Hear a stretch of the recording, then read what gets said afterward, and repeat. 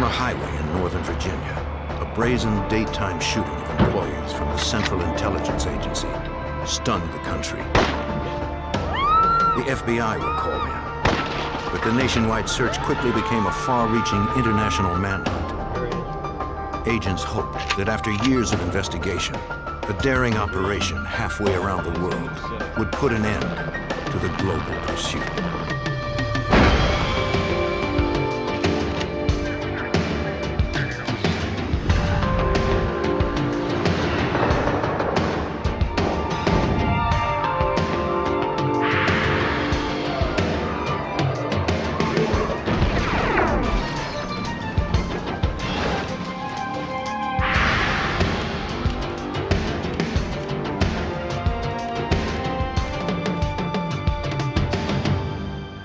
In Langley, Virginia, a terrorist fired into rush hour traffic.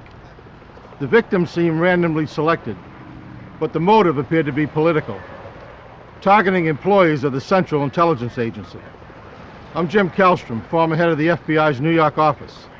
The FBI quickly became involved in the investigation, processing more than 2,000 leads and crossing an ocean in the effort to deliver justice.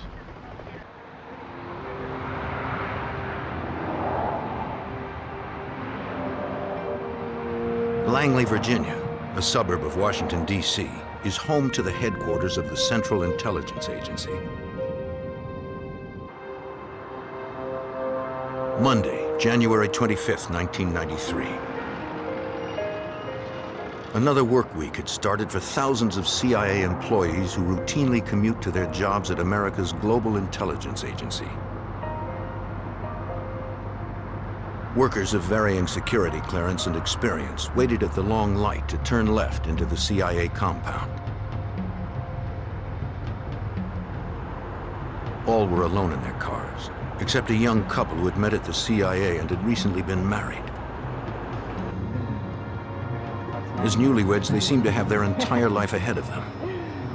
Then the young man was struck from behind by a gunman's bullet. Two employees behind the shooter fled from their vehicles as the man walked forward.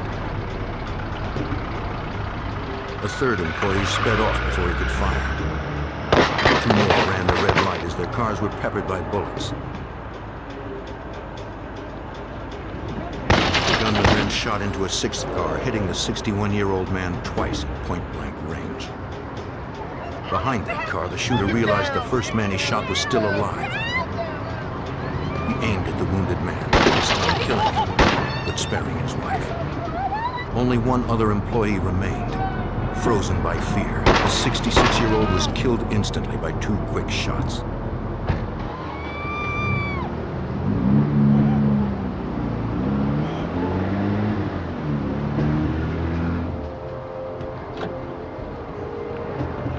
After the young woman heard the killer speed off, she ran for safety.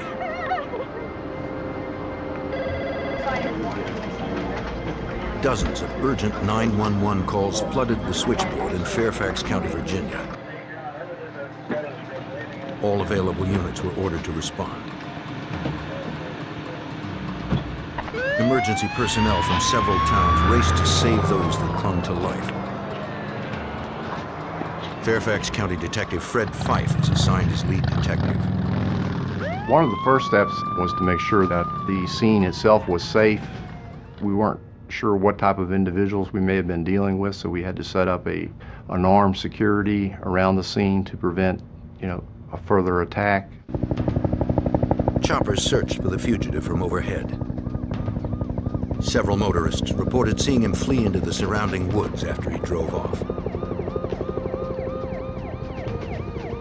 The CIA immediately dispatched its tactical security forces to comb the 250-acre compound in and around headquarters. An exhaustive search turned up nothing. Authorities secured a 3-mile radius and closed busy Route 123 except to emergency personnel. At the crime scene, police found 2 dead and 3 critically wounded. 4 others escaped unharmed, 3 of them women. FBI Special Agent Brad Garrett arrived moments after the shooting. The first thing you do when you walk into a crime scene is, what's the obvious? Well, the obvious is this appears to be directed towards the CIA. It might be directed towards the individuals that were shot. But it was clearly somebody wanted to make a public statement during a rush hour traffic. The victims were rushed to area hospitals as investigators began to interview the survivors. Their first step was to alert the public and area law enforcement to the description of the fugitive and his vehicle. But most witnesses saw little, and their accounts varied. The witnesses stated that the suspect was a male, mostly olive-complected type individual, armed with a rifle. And that was pretty much the composite description we were able to put together. Height varied. The vehicle ranged from being a brown station wagon to a blue truck. I think a lot of the people were in a panic situation and were shielding themselves from being victims. One woman got a closer look than most. She described the shooter as a man with dark hair in his early 30s, wearing a tan jacket and dark pants. Though he had her in his sights, for some reason, he chose not to shoot. We looked at the individuals that were killed, and we said, could there be a connection? Had they done something in the past that someone could have wanted to take revenge on them for whatever reason, whether it be personal or professional, because you got to look at this both ways. The immediate crime scene covered an area of 50 square yards. Glass and shell casings littered the roadway. Forensic technicians needed to record every detail before the bodies of the two slain victims could be removed from their cars, according to Fairfax County crime scene detective Jeff Miller. I have a duty to them, and my duty is I have to be their voice. They've been murdered. Here's this person who's silent forever, and somebody has to speak up for them. And so that's the way I look at it, is I'm their voice. And it's my job to find whatever it is that's going to help us find or identify the person who's responsible for this. Crime scene investigators recovered 10 empty shell casings. They believe they were likely fired from an AK-47. Towards the back of the cars, where the gunman began firing, technicians also recovered one live round. The forensic evidence always tells the truth. It's never clouded by someone's perception. It never lies to you. It's always telling the truth. And it's my job to find it. All I have to do is find it. And once I find it, and I'm able to examine it, it's going to tell me exactly what happened. The live round on the ground told investigators that the weapon was a semi-automatic and had most likely jammed before the killer fired his first round.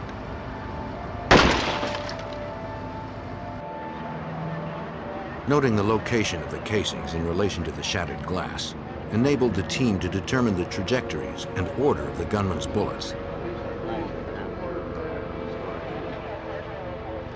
Investigators also gathered glass samples from each of the vehicle's broken windows.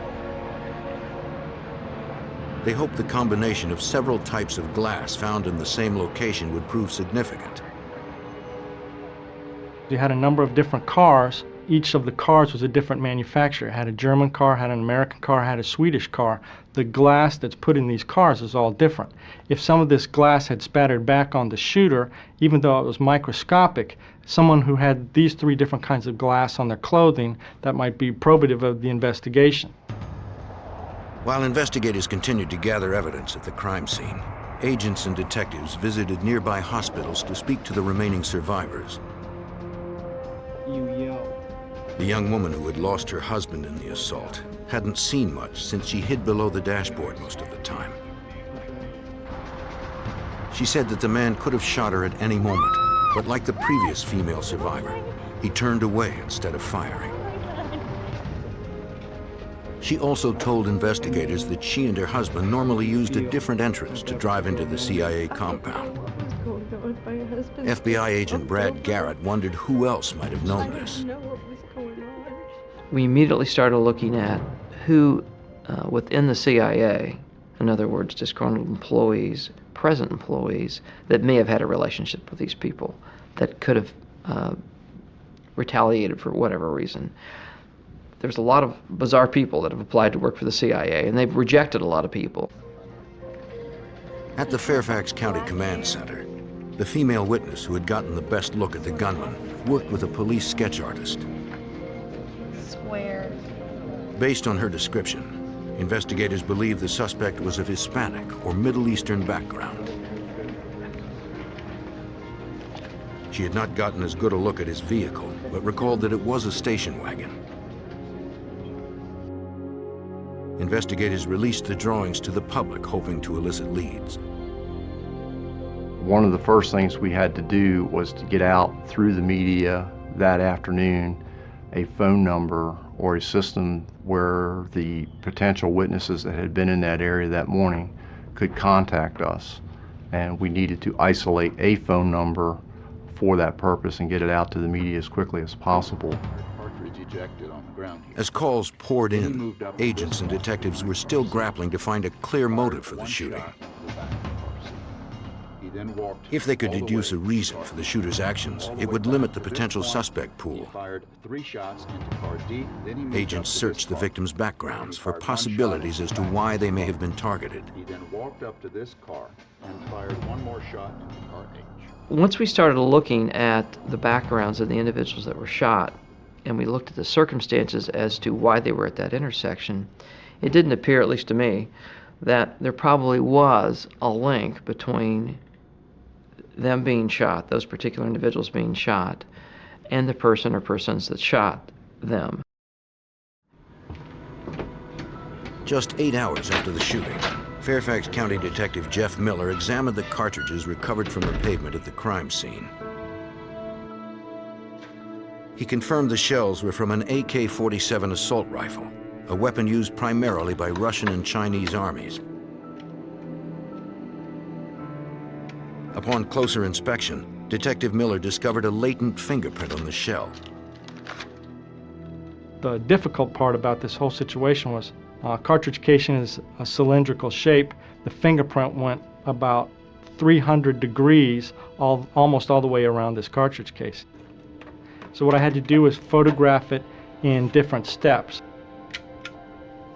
I'd photograph it, then I would turn it about 1/16 of an inch, adjust the light so that it was exactly the same, and photograph it again. And then I would continue to do that over and over so that I had photographed the entire circumference of the cartridge casing. The hour-long process yielded one complete fingerprint. It was investigators' first solid lead. Detectives fed the print into a system that was connected to 185 other databases throughout North America.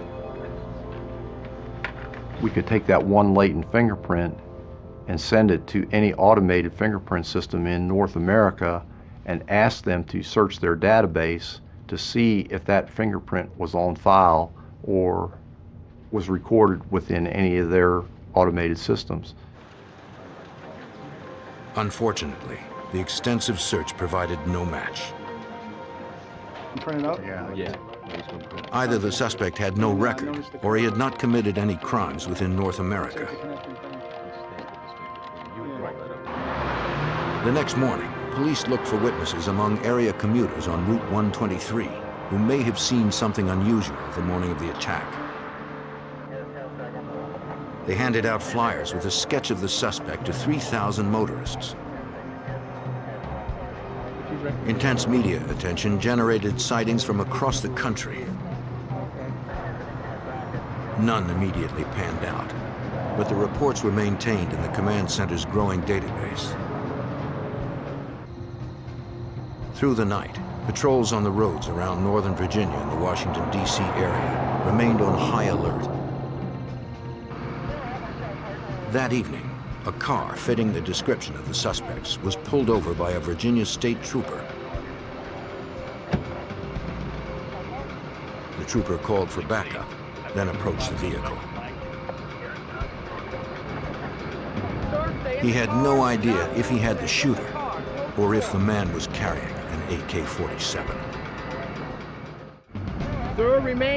On January 26, 1993, 36 hours after a lone gunman opened fire with an AK-47 in front of CIA headquarters, killing 2 and wounding 3 others, Virginia state troopers stopped a vehicle that fit the description of the suspect's car.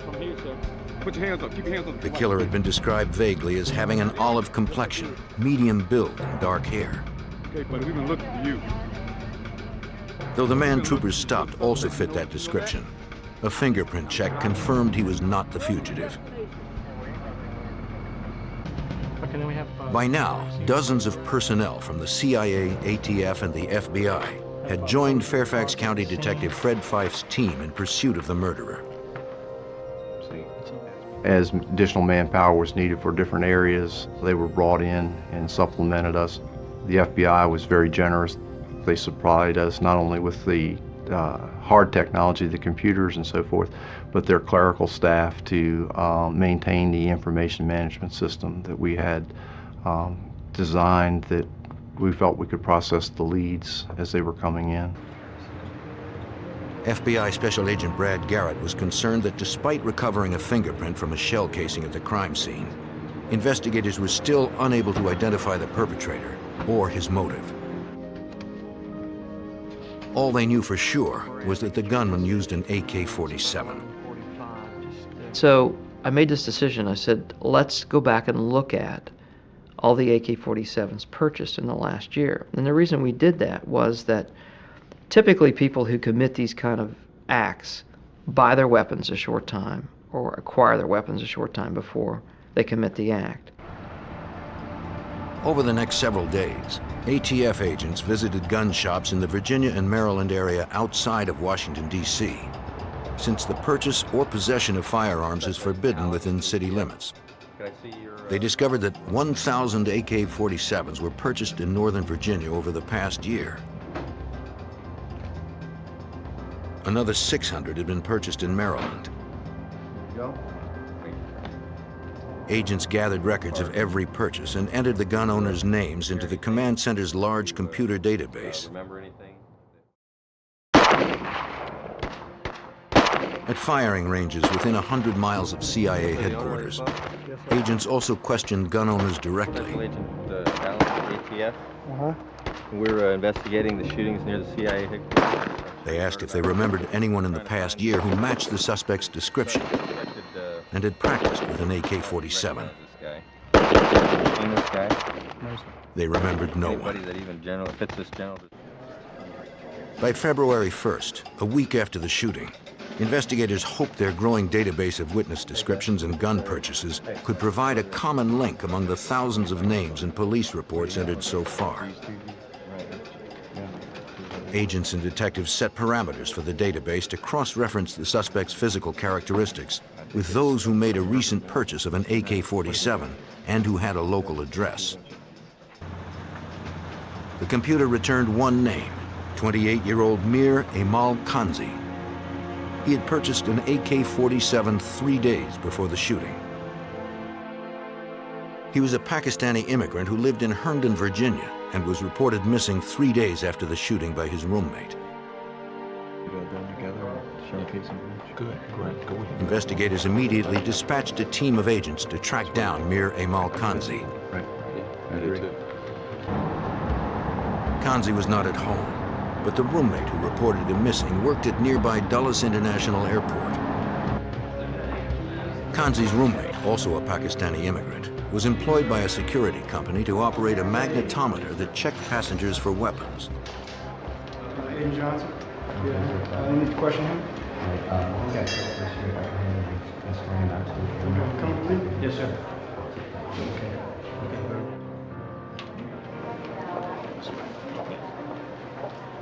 He told the FBI that he hadn't seen Kanzi for several days. Set up an interview sometime soon. No, sir.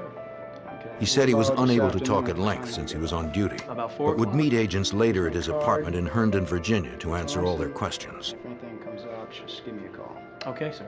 The roommate added that he was scheduled to fly back to Pakistan later in the week, but would cooperate with authorities until then.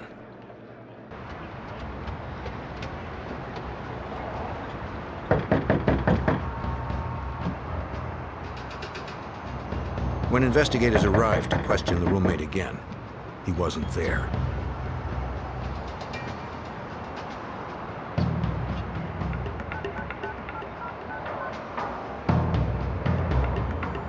They soon discovered that the roommate had changed his travel plans. A lot of the plans and commitments that he had told the FBI agent and the detective on Sunday had started to change. He gave a notice at his apartment that he was going to be leaving on Tuesday instead of Thursday. He switched a flight to Pakistan back to Tuesday. That was the first opportunity he would have to fly out of the country. We started finding all this information. He shut his utilities off at his apartment. In other words, he was preparing to leave the United States in a big hurry.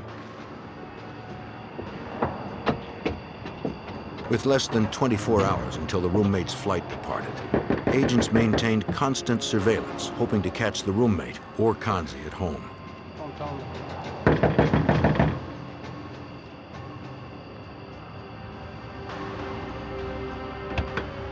What's up? Their perseverance paid off. They found the roommate alone at home. So, what happened yesterday? There were few items in the apartment.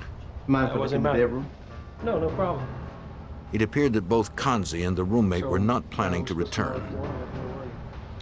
The man didn't know where Kanzi was now, but consented to allow the investigators to search what was left in the barren apartment. In a suitcase stored in the bedroom, agents discovered a Beretta and Makarov automatic pistols, ammunition for an AK-47, and a bulletproof vest. About 10 years. About 10 years. I don't know anything about that. No, sir. The roommate denied any knowledge of the weapons and claimed that the suitcase belonged to I Kanzi. didn't know anything about what he carries or what I don't watch. Investigators continued to search the apartment. Under a couch wrapped in plastic, they found another gun. I don't talk to him. I don't even have a conversation. He just pays the rent. It was an AK-47, the same type of weapon used to kill 2 and wound 3 in front of CIA headquarters. The roommate said he didn't know the weapon was there and added that he had only met Kanzi a few months earlier when Kanzi had first moved in. The roommate told us that Mr. Kanzi initially came to him through another Pakistani because Mr. Kanzi was looking for a place to live. The roommate said, fine, you can live with me, and they set an amount of money for Mr. Kanzi to live with him. It's not mine. They hoped the FBI lab could confirm forensically that they had found the murder weapon. Never seen that before in my life. But for now, their prime suspect, Mir Amal Kanzi, was still unaccounted for. By February 8, 1993, 2 weeks had passed since a lone gunman opened fire with an AK-47 in front of CIA headquarters in Langley, Virginia, killing 2 CIA employees and wounding 3 others. The FBI, ATF, and Fairfax County Police believed 28-year-old Mir Amal Kanzi, a Pakistani immigrant, was their prime suspect. At Kanzi's apartment in Herndon, Virginia, investigators continued their search where they had found an AK-47, the same type of weapon used in the CIA shootings. I don't like the guy anyway. Kanzi was missing, and his Pakistani roommate, who was scheduled to return to Pakistan the following day, had no idea where Kanzi was now, according to FBI Special Agent Brad Garrett. The roommate told us that he really didn't spend much time with Mr. Kanzi. The roommate worked 2 jobs, Mr. Kanzi worked a job. They would occasionally go to the mosque together to pray, but that their interactions with each other were very limited. They were in the apartment many times at different times of the day when the other one was gone. Hoping to assail investigators' suspicions of him, the roommate signed his consent to assist with the investigation. In a closet, investigators found a tan field jacket similar to the one witnesses had described worn by the shooter. In fact, I've seen him. The roommate told him the coat belonged to Kanzi. Outside the apartment, the roommate pointed out Kanzi's vehicle parked at the curb, a small pickup truck. Officers confirmed it was registered to the suspect. Inside, they spotted a map that was open to the CIA headquarters area in Langley, Virginia. Okay, look at that. Close by, they also saw a clipping about the CIA director. Agents would need to secure a warrant before they could conduct a more thorough search. If this was the vehicle used by the killer, witnesses' descriptions of the car at the shooting had been wrong. Though the roommate had cooperated with investigators, Fairfax County Detective Fred Fife wasn't going to take any chances. We knew Mr. Kanzi's roommate was planning on leaving the United States because he had purchased airline tickets for a flight out of the United States, which was one way.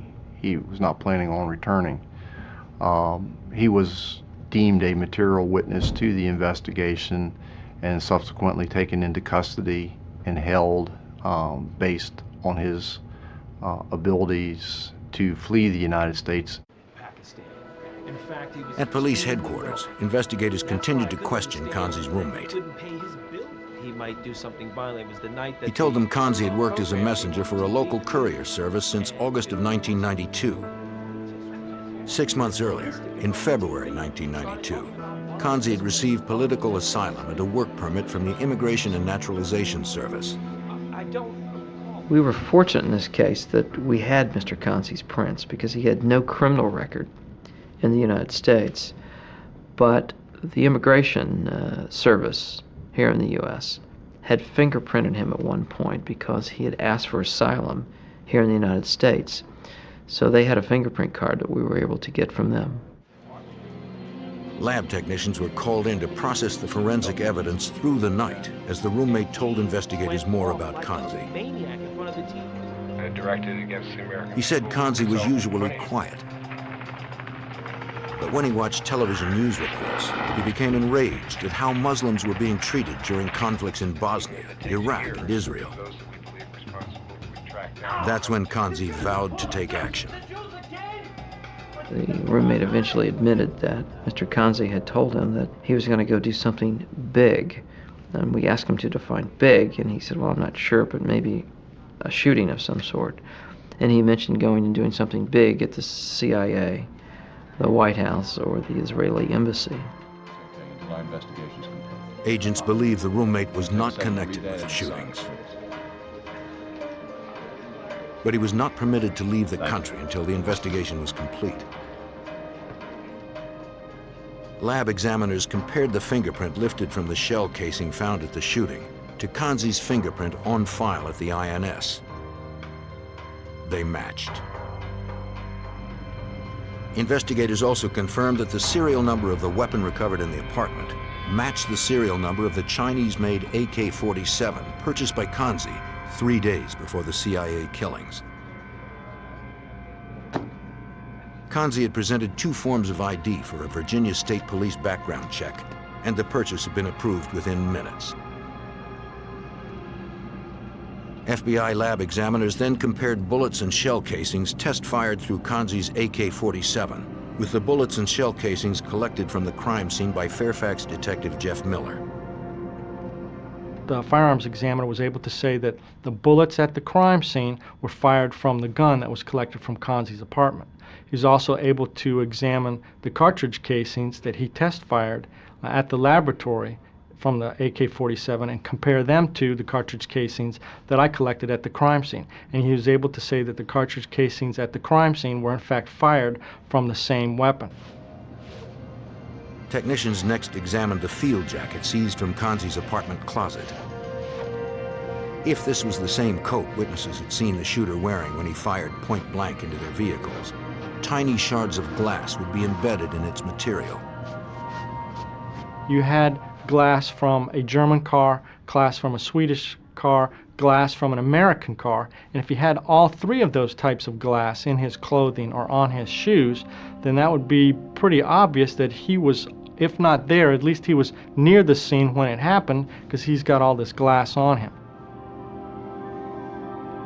They were able to find glass particles in his clothing that matched the type of glass that came from all of the vehicles at the scene. Investigators had enough evidence to charge Mir Emal Kanzi with capital murder and malicious wounding. The FBI also filed charges of flight to avoid prosecution and offered a $100,000 reward for information leading to Kanzi's capture. Agents fanned out to interview members of the Washington area Pakistani community. They were looking for Kanzi's friends, acquaintances, or anyone who had come into contact with him. We learned that Mr. Kanzi had gone to a market in Herndon, Virginia, and the individual who ran the market had a connection at a travel agency. And we learned through this individual that Mr. Kanzi had come to him on the afternoon of the 25th, the day of the shooting, and bought a one-way ticket to Pakistan. The manager said that Kanzi had only one suitcase and needed a ride to the airport, so the manager drove Kanzi there himself. Agents confirmed that Kanzi boarded a flight to Quetta, Pakistan, a city less than 80 miles from the Afghanistan border.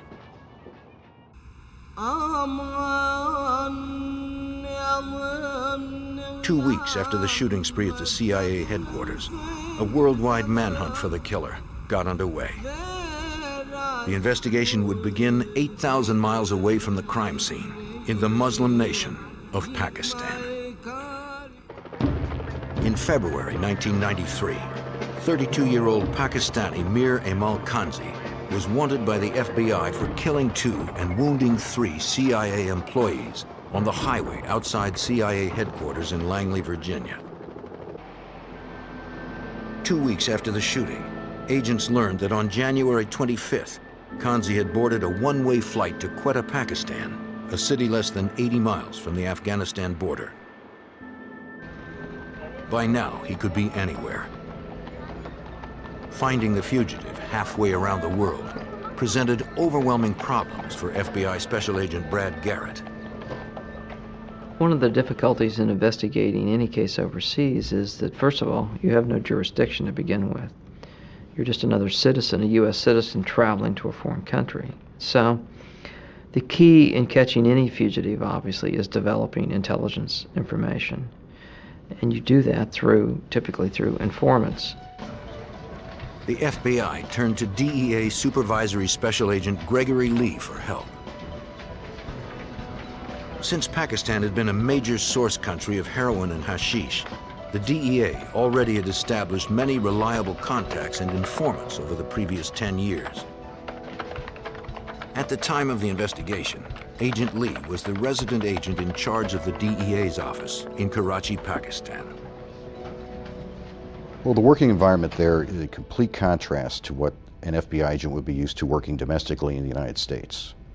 And it's like you literally fell out of a tree and then showed up at a place that is foreign to him in every way, to include the language, the infrastructure, how to get around, who to see. We could provide him with protection, with weapons, with anything he needed to help conduct his investigation. In a country of 135 million people that was politically volatile and had rampant corruption among officials, the FBI would need all the help it could get. Agent Garrett also realized that Kanzi would have many sympathetic supporters who could hide him in Pakistan or even in neighboring Afghanistan. He would be respected in Afghanistan. In fact, he was respected in Pakistan. The CIA, in particular, and the U.S. government in general, is not well liked in either one of those countries.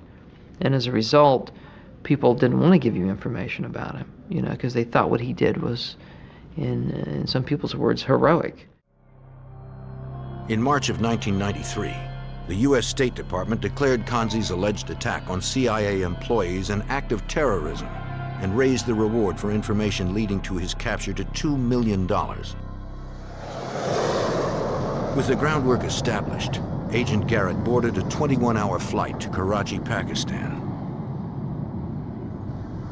When he landed, DEA agents had already arranged for him to meet his first contact. Agents distributed pamphlets and matchbooks with Kanzi's photo, publicizing the $2 million reward in English, Arabic, and Punjabi. The reward generated leads from as far away as Thailand and London. But informants in Pakistan claimed Kanzi was hiding among the small border towns and tribes in Afghanistan. Kanzi's family originally was from Afghanistan. Their family roots go back to Afghanistan. And keep in mind that the city that Kanzi is from, Quetta, Pakistan, is only about 80 miles from Afghanistan. And so the natural link between Kanzi, Quetta, family heritage, and Afghanistan made sense. Agents traveled to Kanzi's large family home in Quetta and interviewed his brothers who were wealthy landowners. They confirmed that he had visited them back in January, a few days after the shooting in Virginia. Kanzi arrived unannounced, carrying only one small bag. That was unusual, considering the length of the trip from the U.S. The brothers also thought it was odd that Kanzi was wearing no coat, since winter in Pakistan was then at its coldest. Kanzi only stayed for a few days, then left as quickly as he'd arrived. He didn't tell them where he was going, and they hadn't heard from him since. Not very long, just enough to... A few weeks later, the brothers became aware that their brother Amal was a wanted terrorist from reports on CNN. Give you our card. Agents believed it was likely that Kanzi had disappeared over the nearby border into Afghanistan. We knew that it would be safer for him in Afghanistan because, by and large, Afghanistan, particularly back then, is a country that's just basically a bunch of tribes that control different parts of Afghanistan. At that particular time, really had no central government that had control of Afghanistan. So it's like, who would you even go to ask permission to come into Afghanistan? The investigation had hit a dead end. Agents returned from Pakistan without the fugitive. Kanzi's trail went cold for the next 3 years, so the State Department raised the reward for information leading to his capture to $3.5 million. While Agent Garrett waited in Washington for the reward money to flush out a viable informant, he spent time with FBI fingerprint experts.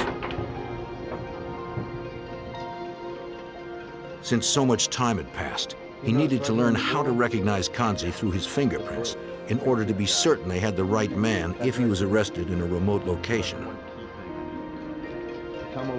The agent studied the unique ridges and grooves of each one of Kanzi's 10 fingerprints that he'd given the INS years earlier.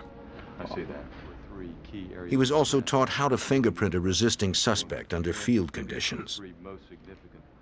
This is a case that obviously took a large chunk of my life to work on, you know, and I guess one of my fears might be that we never would catch him, you know, and you know, which is entirely possible. In April 1997, after 4 years of pursuit, an FBI agent at the U.S. consulate in Karachi, Pakistan, received a call from one of their more reliable sources. The man claimed he had information on Kanzi's whereabouts, but the informant didn't want to say more over the phone. All right. He told the agent to wait in a public place and that a second man would contact him on his cell phone in an hour. The crowded streets of Karachi would provide ample cover. If the wrong people saw the informant talking to an American agent, he would certainly be killed. As instructed, the agent waited on the street for the call.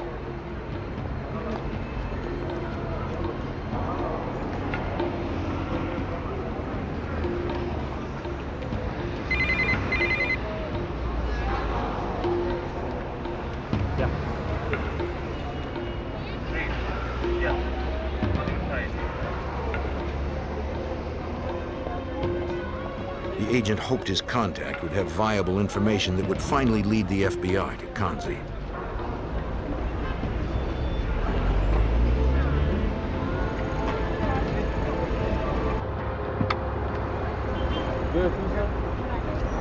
The informant claimed he not only knew where Kanzi was, but that he could put the fugitive in a specific hotel at a certain time to enable his arrest.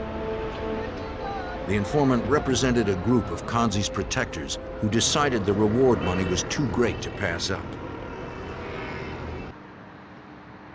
The highest levels of the U.S. government were involved. The White House approved a secret arrest plan. The Secretary of State then secured permission from the Pakistani leader for U.S. agents to carry out the operation. Pakistan is very sensitive to their image. They're very proud people. They don't like the idea of a Pakistani being identified as an international terrorist, somebody who would travel halfway around the world to Washington for the purpose of killing CIA employees. To them, he's an embarrassment. Gentlemen, welcome. Agents arrived in Pakistan with a special ops team from the FBI training facility in Quantico, Virginia. Just exactly what our intelligence. They would need to extract Kanzi from a hotel room in a remote desert town in north-central Pakistan, where their informant promised he'd be. Getting his fingerprint is going to be key. Gentlemen, let me direct Each member would be assigned a task based on a surveillance report of the hotel's layout. Kanzi is. Agents secured a room across from the hotel where the informant claimed Kanzi would be staying. They had no way to independently confirm if Kanzi was there. All they had was the informant's word. The informant told investigators that Kanzi's room was on an upper floor. All right, let's do that. That's great. Okay. Based on the informant's description of the interior layout, agents would have to first secure the lobby and then the stairwell before they could enter Kanzi's room. The informant added that the hotel did not lock its front door and had no security guard. Show us where the person. We took that information, we developed an arrest plan, how we were going to enter the room, who was going to do hall security, what we were going to do once we were in the room. Because it's extremely important when you do arrest scenarios that everyone know exactly where they're going and what they're supposed to do. Each had their assignments. Once they secured the lobby and stairwell, the front agent would coax the fugitive out of his room by calling for morning prayer. They put on body armor and checked their weapons. To hide their paraphernalia, they wore shalwar kamises, traditional Pakistani clothing, over their Western garb. On June 15, 1997, the operation to arrest Mir Emal Kanzi went into action. The team arrived at 4 a.m., figuring there'd be fewer people on the street at that early hour. But when they tried to enter the hotel, they found the front door was locked. We can't get in. So here's 4 Americans dressed up in Pakistani garb standing out, at 4:05 in the morning outside this hotel. Clearly the anxiety was, off the charts because of where you were. It's almost like you're in a dream a little bit. It's like this is surreal. To make matters worse, the street was filled with people who likely noticed that the Americans were clearly out of place. We didn't realize that this particular location was extremely hot in the summer. So people started to work at 3 or 4 o'clock in the morning. So the street was full of people. So it's another thing that we didn't calculate for. The informant had been wrong about the locked door. After 4.5 years of pursuing Kanzi, the FBI had hit another obstacle. On June 15, 1997, an FBI arrest team disguised in Pakistani garb attempted to gain entry to a locked hotel in north-central Pakistan where they believed suspected terrorist Mir Emal Kanzi was hiding. But to FBI Special Agent Brad Garrett, it appeared that their informant had misled the team. When we went up to the hotel, and the initial intelligence was that the door would be unlocked and there'd be no security guard, and we get there and the door is locked, and then within a few minutes we realized that there is a security guard there. Agents summoned the guard and pushed their way into the hotel. The team secured the lobby and moved quickly up the stairs. They hoped the informant had been correct about Kanzi's room number, if the fugitive was in fact there at all. When everyone was in place, the front agent knocked on the door and called for morning prayer to coax out whoever was on the other side of the door. If Kanzi was inside, he may be armed. Agents prepared for the worst.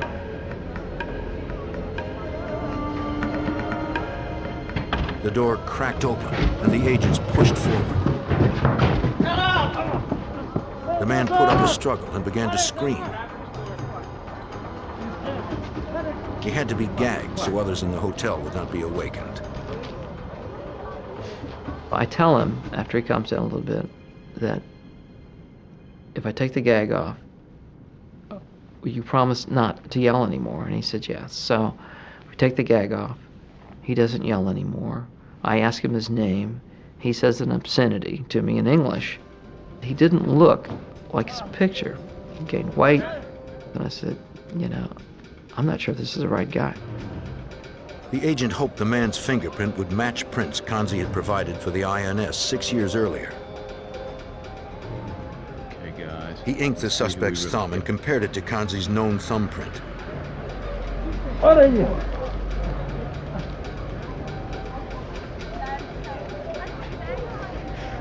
The prints matched. After more than 4 years and 8,000 miles, the FBI finally had suspected terrorist Mir Emal Kanzi in custody.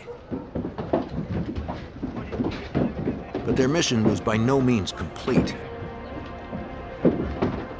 Not only did they have to get Kanzi and themselves out of the hotel safely, but also out of Pakistan altogether. DEA Supervisory Special Agent Gregory Lee assisted the FBI with logistical support in Pakistan. You've got a guy in custody now, and you're in a foreign land, you're about 8,000 miles from home, you're out in what's essentially the high desert that would be Death Valley here, and you're trying to get this guy from Pakistan back to the United States. Americans holding a Pakistani citizen captive in his own country is dangerous. Agents drove the international fugitive to a waiting helicopter and flew him to Islamabad, where permission for extradition was granted the next day. FBI headquarters in Washington was informed with a code phrase: "The package has been delivered." The arrest team flew Kanzi out of Pakistan on an Air Force plane.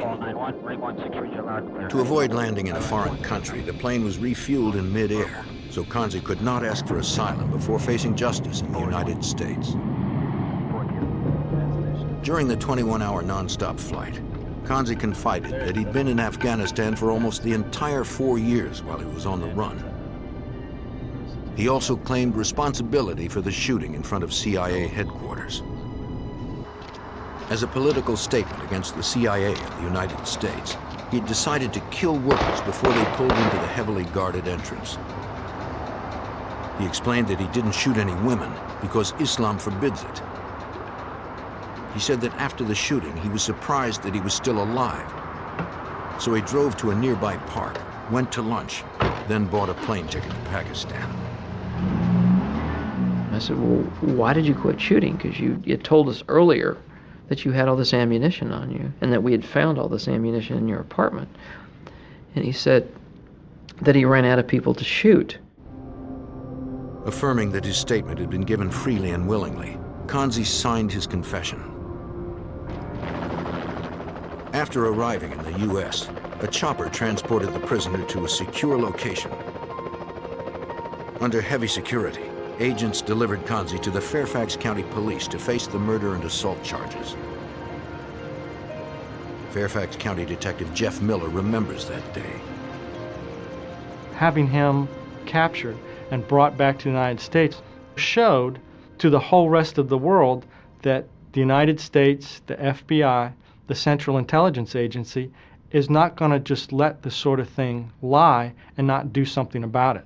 No matter how long it takes, no matter where these kinds of people may hide, the United States is going to do their very best to try and track these people down and bring them back to justice.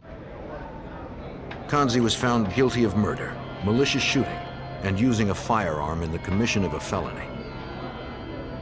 He was sentenced to death and is scheduled for execution in 2002. In the wake of the shootings, memorials to the slain victims were established on Highway 123, where they fell to the gunman's bullets. The CIA tightened its security at the Langley compound and at all of its offices around the world. The successful investigation would prove to be another in the long line of battles against terrorism. In the fall of 1995, a serial killer was on the loose.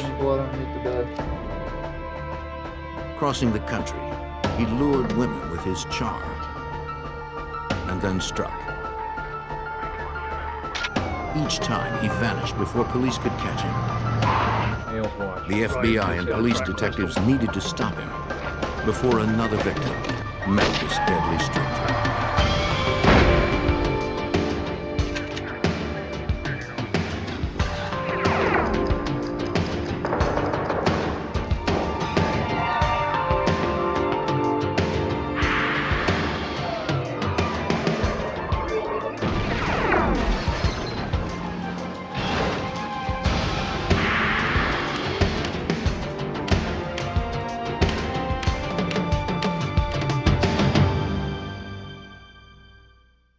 The body of a young woman found burned in a truck launched a manhunt to find her killer.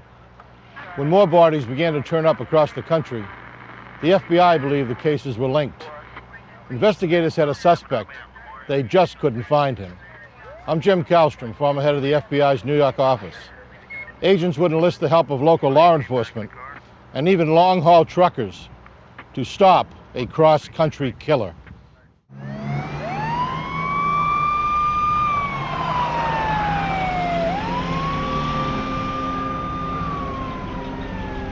In the early morning hours of September 29, 1995, the Los Angeles Fire Department responded to a vehicle fire at a hospital in Van Nuys. They found a pickup truck burning in the parking lot.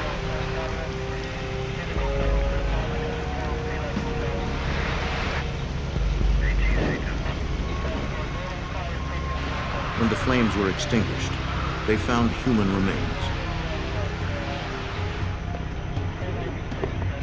Firemen contacted the Arson and Homicide Division of the Los Angeles Police Department.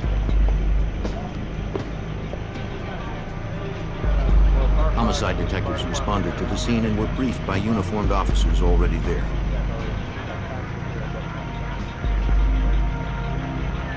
They questioned a witness, a nurse who had seen the fire start. She said she had arrived for work before dawn for the early morning shift. In the parking lot, she saw the truck go ablaze. She saw the outline of a figure with long hair run from the truck as the flames erupted. She never saw a face. And she had never seen the truck before.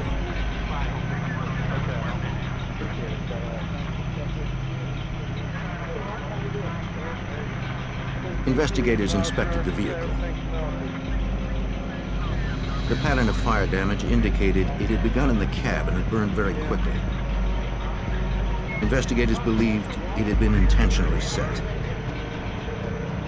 An accelerant had been used, probably gasoline. The body inside appeared to be a female, but it was burned beyond recognition. Some items survived the fire, including a backpack, a camera, and a roll of undeveloped film. Technicians recovered several documents that bore the name Sandra Gallagher.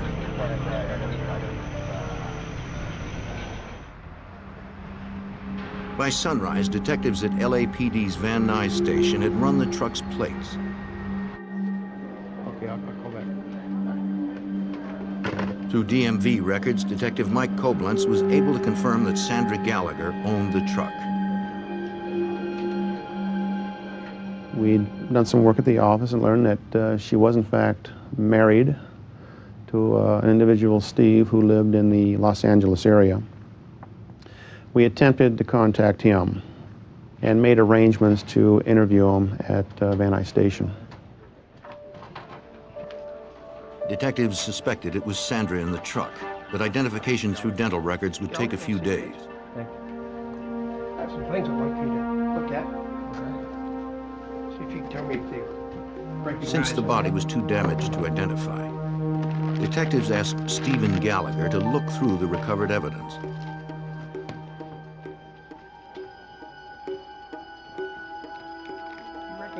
He said the backpack, camera, and other items were Sandra's.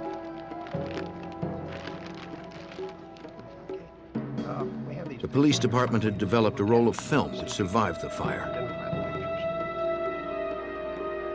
Wife and somebody. Stephen identified his wife in the pictures.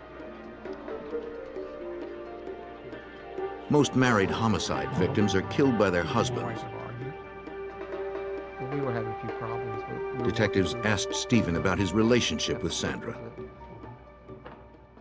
There's a lot of domestic violence, spousal abuse that goes on, so it's just a direction to go to initially. In our case, as it related to Sandra Gallagher, once again, we wanted to eliminate the husband as a suspect and determine a little bit more about our victim, Sandra. Stephen said he had seen his wife on September 28th, the day before the truck fire. Exciting's been happening. What about you? 60 hours. That day, the couple had met for lunch. My brother may be getting a promotion. He's gonna get He a and promotion. Sandra were experiencing marital problems, and they had spent the last couple of nights apart. He should know, I would say, week after next. They had talked about reconciling, Who was that guy I saw you at the bar with the other night? The big guy in the leather jacket? but things were still strained between them. It's none of your business, okay? Stephen told detectives he last saw Sandra around 2 p.m., though he heard from his wife later that evening. We split apart for a bit. Still trying to work. He said Sandra called him from a local bar called McRed's. I know. She was very excited and told him she had won $1,200 in the lottery. I was over my brother's. Since that call, Stephen hadn't heard from his wife and had no idea where she had gone. There were a few other people. Detectives had to corroborate his story. Once she mentioned the bar McRed's, that was our direction. We wanted to get in there, find out who was the bartender, who the owner was, who was there that particular evening, and who could identify some photos of Sandra that we gathered from the truck. LAPD detectives visited the bar.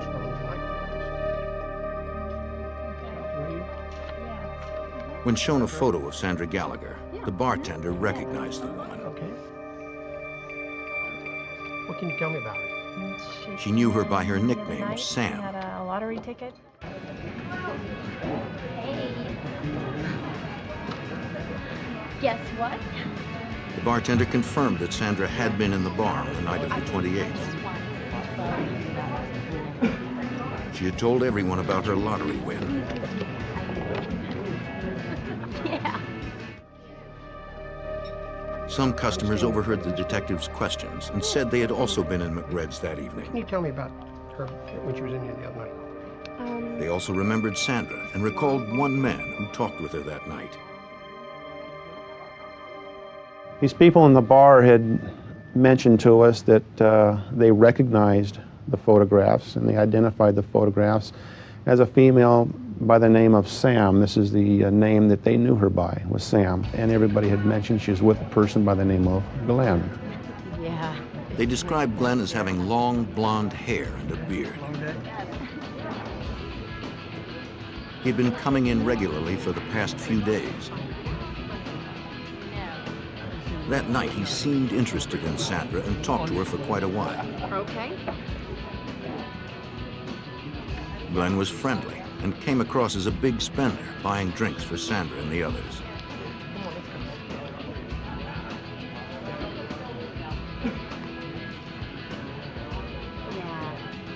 When the bar closed, Glenn had asked Sandra for a ride home. That's the big hint. I think we gotta get out of here. He said he lived nearby.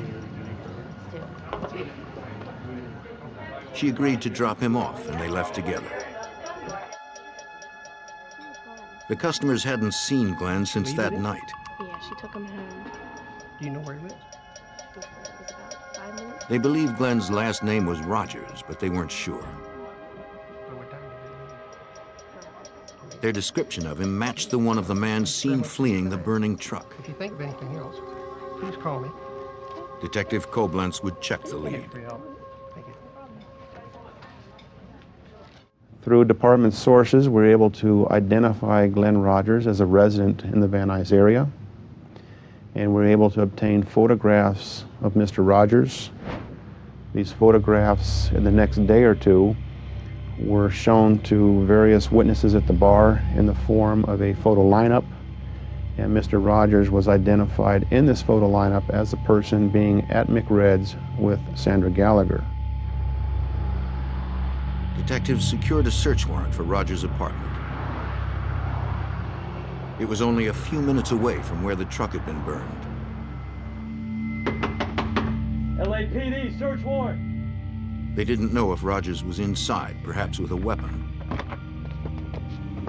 Uniformed officers entered first to clear the apartment. Rogers wasn't there.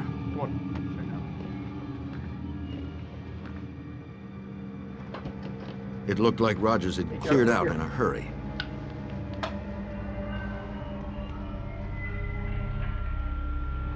Detectives recovered a purse and a woman's wallet. It was empty of cash and held no ID. No identification. They also found a woman's earring.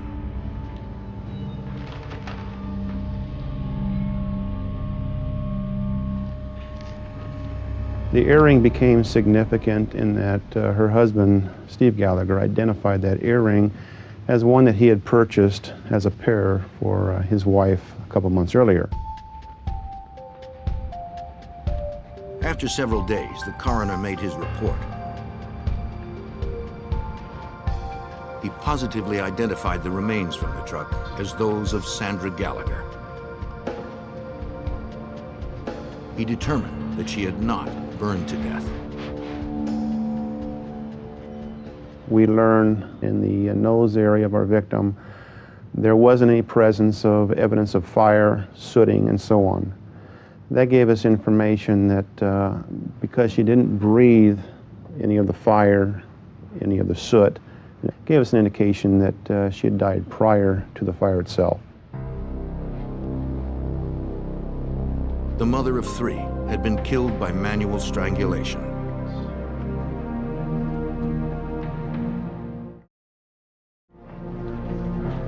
Los Angeles detectives charged Glenn Rogers with Sandra Gallagher's murder and issued a warrant for his arrest. They entered Rogers' name and description into the NCIC, the National Crime Information Center, a database that links over 57,000 law enforcement agencies nationwide. That informs other agencies around the United States that Glenn Rogers, in this case, is in fact wanted in Los Angeles for murder. It would list the agency, Los Angeles Police Department, Van Nuys area, with my name and my phone number. If they have any contact with Glenn Rogers and happen to run him, this warrant would show up in their jurisdiction and he'd be taken into custody. Detectives sought out anyone who knew Glenn Rogers. They learned he frequented local bars and worked odd jobs, mostly in construction.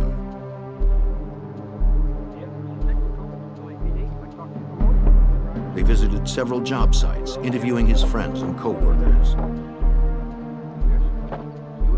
Through witnesses and friends, we learned that Glenn did have a temper, and that when he drank, he did become enraged. There was domestic violence involved with former girlfriends. So we knew we were dealing with someone who could become violent, and generally violent when he drank, as it was in our case with Sandra Gallagher. One of his friends said he hadn't seen Rogers in a while, but promised to contact the police if he heard from him. Okay. A few days later, Rogers' friend called. He said Rogers had phoned him from a motel outside Jackson, Mississippi.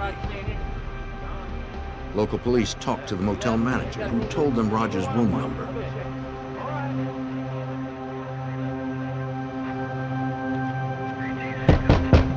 Police, open up!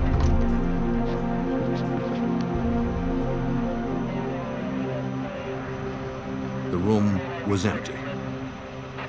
The murder suspect was on the run. In the fall of 1995, the search continued for Glenn Rogers. Police believed he fled California after killing a woman there on September 28th. A tip led to a Mississippi motel, but Rogers had disappeared before police arrived. Police issued an APB locally. They hoped someone would spot the suspected killer before he left the area. Days later, on November 3rd, 1995, Jackson, Mississippi detectives responded to a murder. Family members had found Linda Price dead in her bathtub. The 34-year-old single mother had been stabbed repeatedly and her throat had been slashed. Investigators searched the apartment for evidence.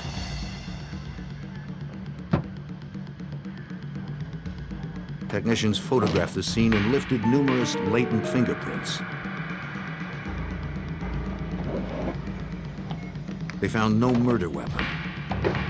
No valuables seemed to be missing. There was no apparent forced entry, and the killer had locked the door when leaving.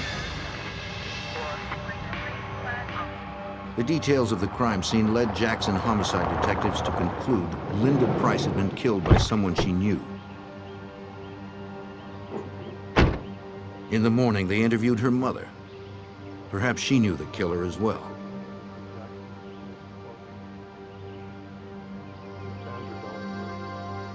She said her daughter had a new boyfriend.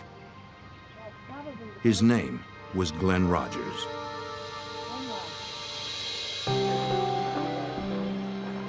A month earlier, on October 3rd, Linda had met Rogers at the Mississippi State Fair where he had been working.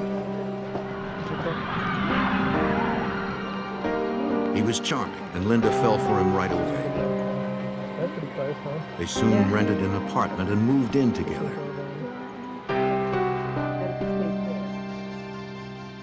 At first, Linda seemed happier than ever. But recently, she wondered if she'd made a mistake. She told her mother that Rogers had a bad temper and she feared his mood swings. When Linda stopped calling and didn't answer her apartment door, her mother believed that Rogers had harmed her.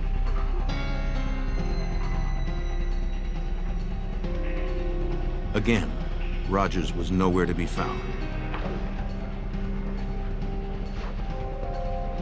Jackson detectives believed he had left the area.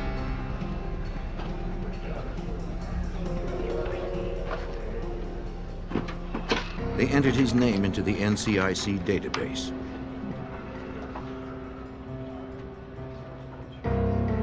Learning Rogers was wanted for murder in California, they contacted Detective Mike Koblenz in Los Angeles. Jackson, Mississippi at that time contacted me, informed me of a murder they had, and they wanted more information on Glenn Rogers as he was a possible perpetrator in that case. The murders followed a pattern. The victims in California and Mississippi had both been charmed by Rogers. They had been isolated from others, then brutally killed just before Rogers fled the area. The investigators believed that Rogers was on a rampage that probably would not stop until he was found. In our minds, we knew that we had a major problem going on here. We felt if he wasn't apprehended, that there could very well be more victims. Jackson police asked the public to call if anyone saw Rogers in the area. Witnesses reported sightings, but Rogers stayed one step ahead of authorities. The detectives contacted the FBI field office in Jackson. Hey, got you. his pictures from the crime scene, I think you're going to find. They believed Rogers had left the state like he did after the California killing. Agents filed a federal warrant for unlawful flight to avoid prosecution. Perhaps federal resources could help stop the killer. FBI Special Agent John Huber helped coordinate the multi-state investigation. This case was very high speed, very fast. The murder he committed in Jackson was on November 3rd. It was Linda Price. Subsequent to that, he committed another murder on November 6th. On that date, police in Tampa, Florida responded to a murder scene at a local motel room that had been rented by Glenn Rogers.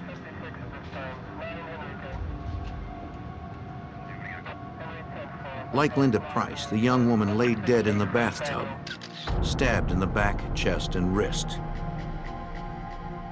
There was no ID of the woman in the room, but investigators noted a tattoo of a cross on her shoulder. Her jeans and shoes were piled near the toilet. A bracelet was found in the sink. From the evidence left behind, Tampa homicide detective Julie Masucci attempted to piece together the details of the murder. When we removed the clothing, it appeared that she had been stabbed through the clothing, which means that she was never undressed. And it was from the rear portion, which appeared that someone might have come up behind her and stabbed her. The shoes had blood spots on the top, indicating she had them on and was standing when she was attacked. Under her body was a man's watch. Investigators believed it belonged to the killer. It was significant that she was placed in a bathtub and that it appeared that someone tried to clean up any evidence that they left behind. We had found towels to indicate someone had wiped up blood off of a floor. It appeared that the bathtub water had been run to try and clean up any evidence that was left behind. The detective interviewed the housekeeper who discovered the body. That morning, she had been making her daily rounds just after checkout time.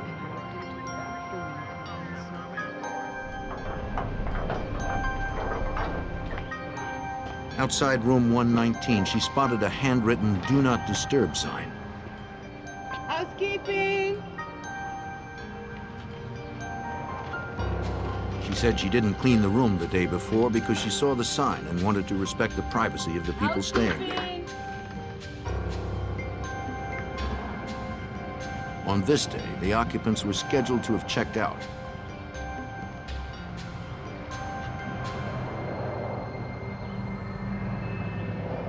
When she entered the bathroom, she made the gruesome discovery.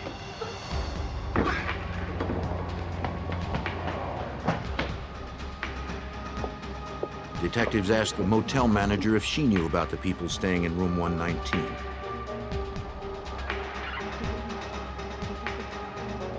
She recalled the man who rented the room because he requested a "Do Not Disturb" sign the day before. They told him he didn't have one. So he paid for another night and told them at the registration that he did not want them cleaning his room. He wanted it to be left alone. Apparently he went back to the room and tore off a piece of a phone book and made his own "Do Not Disturb" sign, and he hung it on the door. The motel manager remembered the same man packing up a small white car that evening. He had paid for another night, so she didn't think he was leaving. She warned him about recent break-ins at the motel and told him not to leave anything in the car overnight. Thanks. Good, I'll go.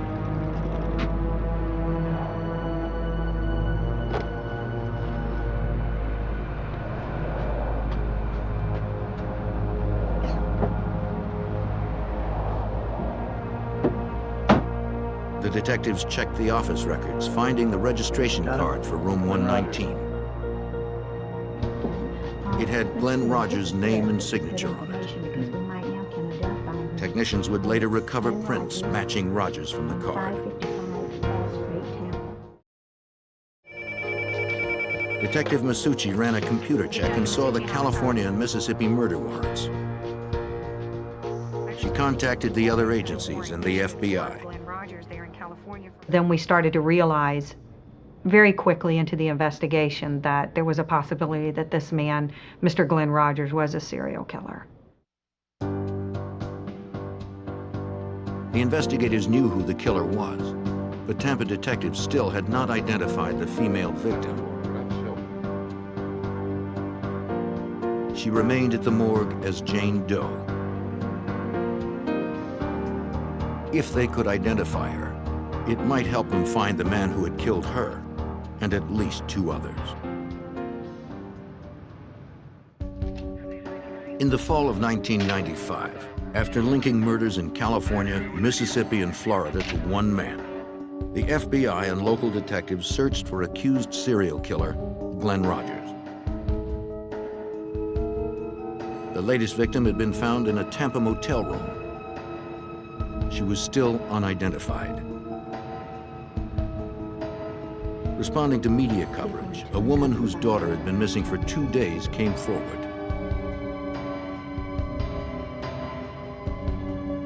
She positively identified the body of her daughter, Tina Marie Cribbs. Tina had 2 children of her own. Tina's mother told Detective Julie Masucci about her daughter's last day. We learned that Tina had worked and that she went to the Showtime bar, which is in Gibsonton, and she met some friends there. She was supposed to meet her mother there.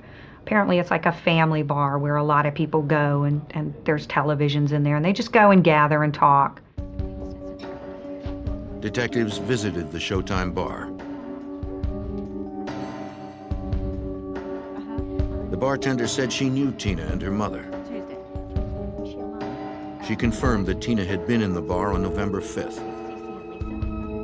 The bartender also remembered that a man named Glenn was there the same night. How you nice ladies doing? He talked with Tina and the others. Let me do it for you, let the good times roll. So you a bartender? He bought a round of drinks with a $100 bill. The bartender said the man was very friendly and won Tina over quickly. She started talking to a gentleman that was... Eventually, he asked Tina for a ride home. He said his motel room was close and promised Tina would be back in time to meet her mother. Everything's taken care of, right? All right, great, thanks. Tina finally agreed and told the others she'd be right back. When the mother came to the Showtime bar, she sat there and waited and her daughter didn't show up. So she said she started beeping her to find out where she was. And she said that she had such a close-knit relationship with her daughter that she immediately knew something was wrong when she didn't answer her pages. Detective Masucci also learned that Tina owned a white Ford Festiva, the same kind of car the Tampa motel manager had seen Rogers packing with suitcases. She updated the NCIC report on Rogers, adding the Festiva and its license plate number to the fugitive's information.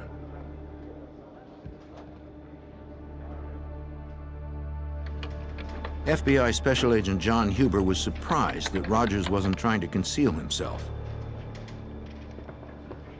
Glenn Rogers seemed to not care if he would get caught or had no fear of the law. He would always use his real name when dealing with people and checking into motels. He would drive cars that weren't stolen, either belonged to the victim, which he could easily be linked to, or his own vehicle. He didn't seem to care. If people knew what was happening, he wasn't trying to hide. The search for the serial killer hit the news. TV stations across the Southeast broadcast pictures of Rogers, asking anyone spotting him to call authorities.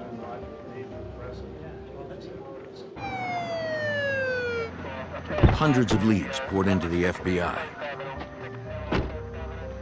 One promising tip came from a Jackson, Mississippi motel. 2 separate callers claimed to have seen Rogers there. Rogers had been in Jackson previously and was known to frequent small motels. set up a perimeter around the hotel, and then we had an entry team go up to the door. Police, come to the door! Come to the door with your hands up! Come to the door! Hands where we can see them! Get your hands off! Hands off! Agents were cautious until they could identify the man. Put that on the wall! Where is it? Hands on the wall.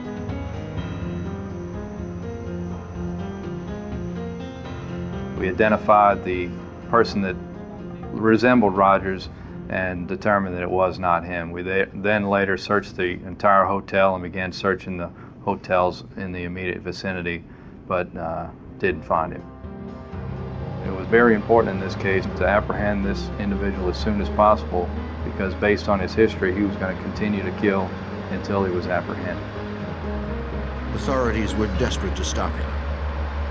The serial killer was out there somewhere, and it was likely that he was searching for his next victim. In the fall of 1995, suspected serial killer Glenn Rogers had been last seen in Florida. The FBI believed he had murdered a woman there after killing women in California and Mississippi. The FBI soon learned that Louisiana had been his next stop. On November 10, 1995, Andy Sutton, a mother of 4, was found murdered in her Bossier City, Louisiana apartment. Bruises on her legs. Like 2 others, she had multiple stab wounds to her upper body and back.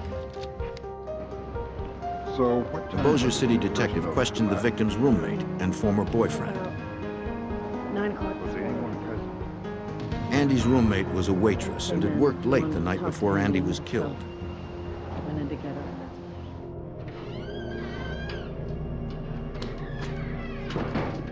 When she returned home in the early morning hours, she heard the bedroom door close. She assumed it was Andy and her new boyfriend, Glenn Rogers, in the apartment's 1-bedroom. Blankets had been left on the couch, and so she slept there.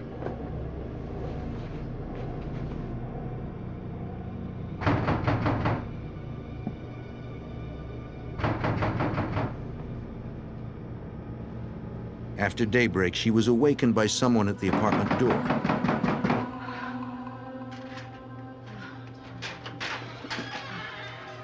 Would you tell Andy I'm here? It was Andy's ex-boyfriend. No, I'm sorry. I'm here now. I'd like to see Andy. He wanted to talk to Andy. I don't care. I'd still like to see him. Stay there.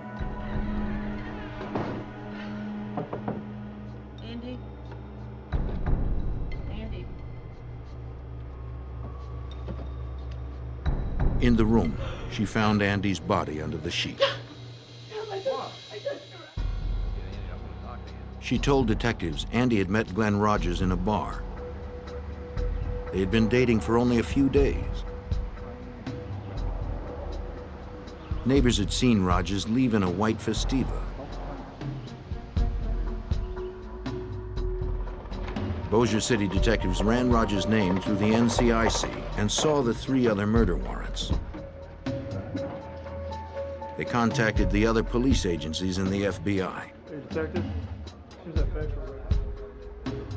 Los Angeles faxed a photo of Rogers to be used in the local investigation.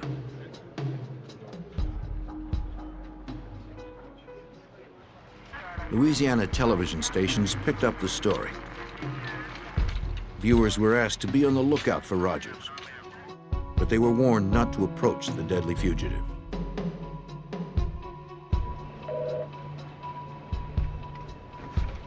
Special Agent John Huber and the other investigators were frustrated. Yeah, you know it. Rogers was killing people faster than we could investigate where he was. It was just a kind of a time game, and he was killing people faster than we could apprehend him. Hey guys, look at The FBI and local detectives believed Rogers murdered 4 women in 6 weeks. After each killing, Rogers had fled the state. Let's try to focus. The locations he chose were random. Let's try to focus in. Despite their best efforts, investigators couldn't keep up. They needed to spread the description of Rogers and his vehicle across the country. Let's start off with Agents sent requests to truckers over their CBs to be on the lookout for a white Ford Festiva. They posted wanted flyers in truck stops and rest areas. we're not really sure where he's going to be going next. That's why They held press below here is conferences to get photograph Rogers' photo of out to the suspect public. And Gallagher will pass some of this out. They wanted to warn Right now, potential what we know victims is, and hoped someone would spot the data killer. we have already. Through the media, agents released details of Rogers' MO for finding victims and the route he traveled. Gallagher was viciously raped and murdered. The FBI began the process of adding Rogers to their 10 most wanted list. 1996. At the rear of a convalescent. Getting someone on the 10 most wanted list increases the amount of resources that the Bureau puts into a case. It also increases the amount of media attention that's also worked into a case. The tips began to increase. One caller claimed Glenn Rogers was at a pool hall in Mississippi. 2 agents responded.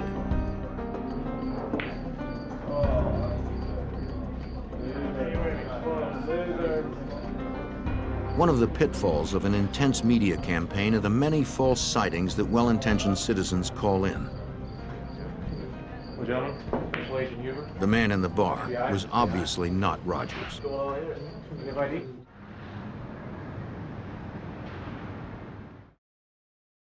The investigators tried to predict Rogers' next move and focus their search. Special Agent Huber had worked plenty of fugitive cases. A lot of times in fugitive investigations, when people are in trouble, they'll go to areas that they're familiar with, or associates or friends. In this particular case, Rogers' family and friends were mostly located in the Kentucky area, and that's where a lot of our resources were focused. Authorities in Kentucky received priority teletypes about the fugitive. Kentucky State Police Detective Bob Stevens was already familiar with the name Glenn Rogers. In fact, he'd been looking for him for almost 2 years. Rogers was wanted for questioning in the disappearance and possible murder of his housemate, 71-year-old Mark Peters.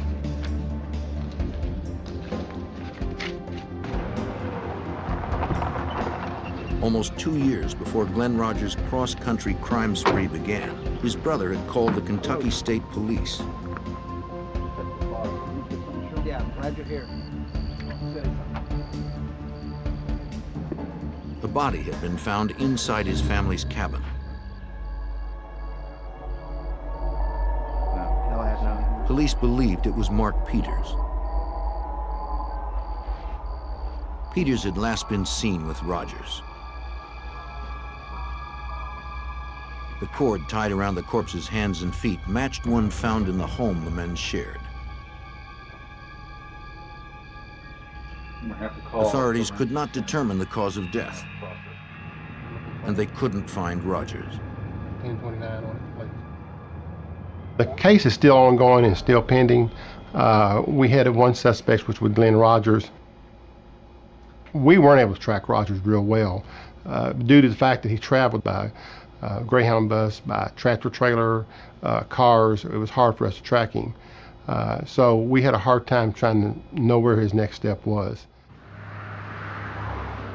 Still, the investigative focus in Kentucky paid off.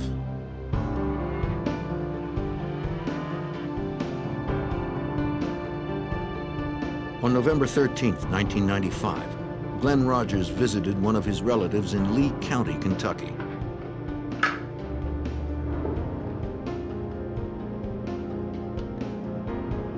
When he left, she called the Kentucky State Police. Hi, I think you're looking for my nephew.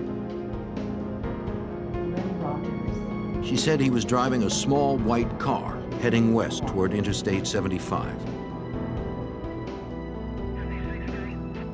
When Detective Stevens heard that Rogers was sighted nearby, he set up on the road he believed Rogers would take to I-75. It wasn't long before a white Ford Festiva drove by. The detective began following. I wanted to make sure that this was Glenn Rogers, not somebody else that I had actually followed in behind. So I pulled out behind this car. When I ran the car tags actually came back stolen. So I began to follow him. I was able to get up, pull up beside him like I was going to pass. When I looked over, I could see who it was, and the picture I had of Glenn Rogers matched the driver.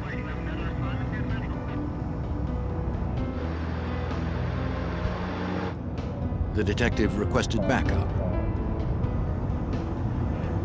A local police officer was parked nearby. He joined the slow pursuit. They followed Rogers for a distance. I think he was kind of watching me, and I was watching him. And I think by then he must have pretty much figured out that he had a police officer behind him. So we pulled up to a stoplight, and he ran the stoplight and pretty much ran some people off the road as he was going through the stoplight. I fell in behind him at that time and activated my emergency equipment.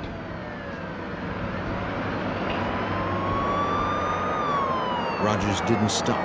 He sped up. He's on to us now. Stand by. Several miles ahead, police set up a roadblock and tried to clear the road of traffic. Go, go! They hoped this would be the last stop for the elusive killer.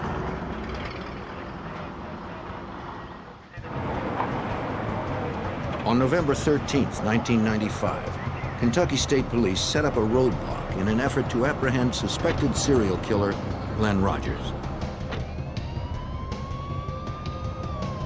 Armed officers waited at the roadblock. Shoot his tires! Shoot his tires! They fired at his tires, but they didn't stop the killer. Detective Bob Stevens was close behind.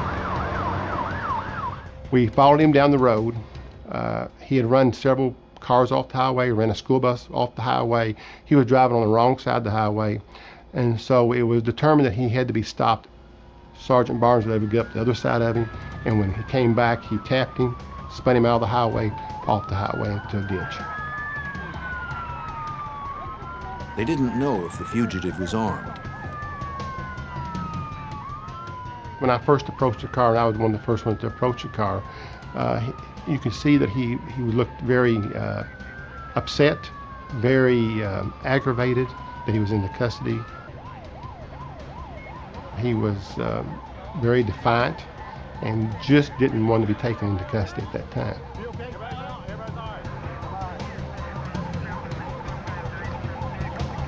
After a 2-month killing spree that spanned the country and left 4 women dead, Glenn Rogers was finally in custody.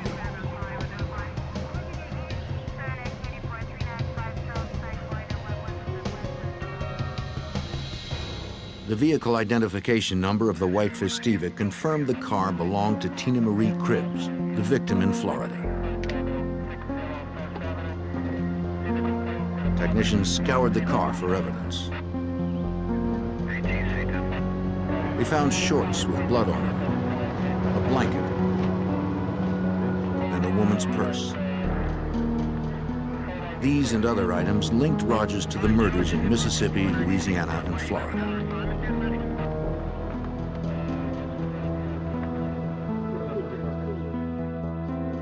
Tell me a little bit about what you guys have. The FBI served as the clearinghouse for the evidence. FBI agents and detectives from 5 states met in Kentucky to outline the case.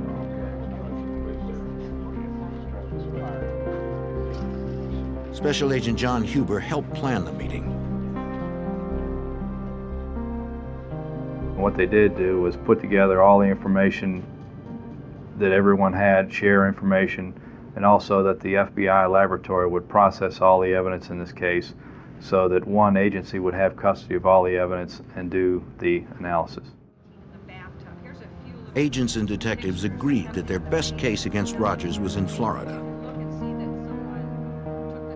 Tampa detective Julie Masucci met with detectives and prosecutors to review the evidence.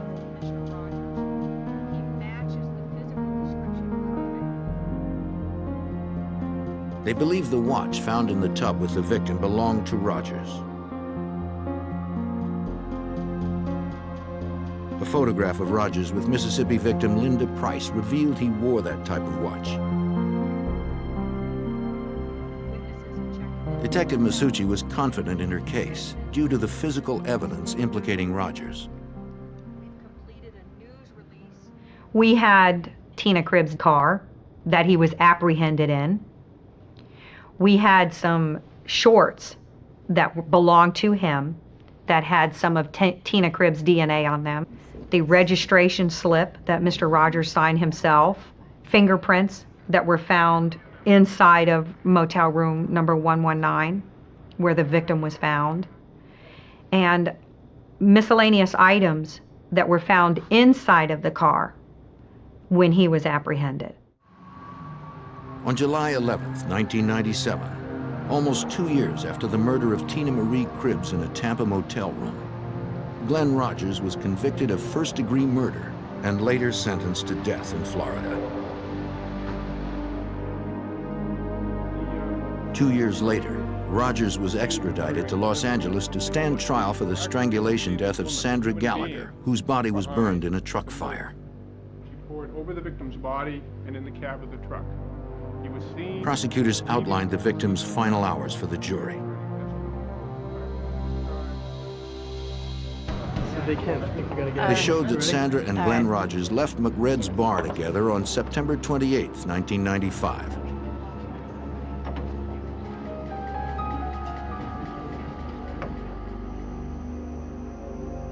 At some point, there was a struggle, perhaps as Rogers made an unwanted sexual advance. He strangled her, crushing her windpipe.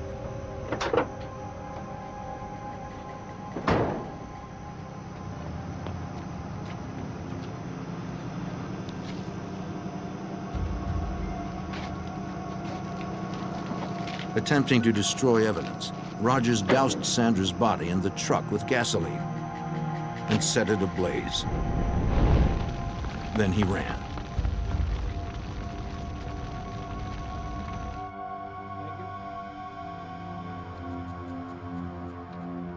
On July 16, 1999, a jury again found Glenn Rogers guilty of murder.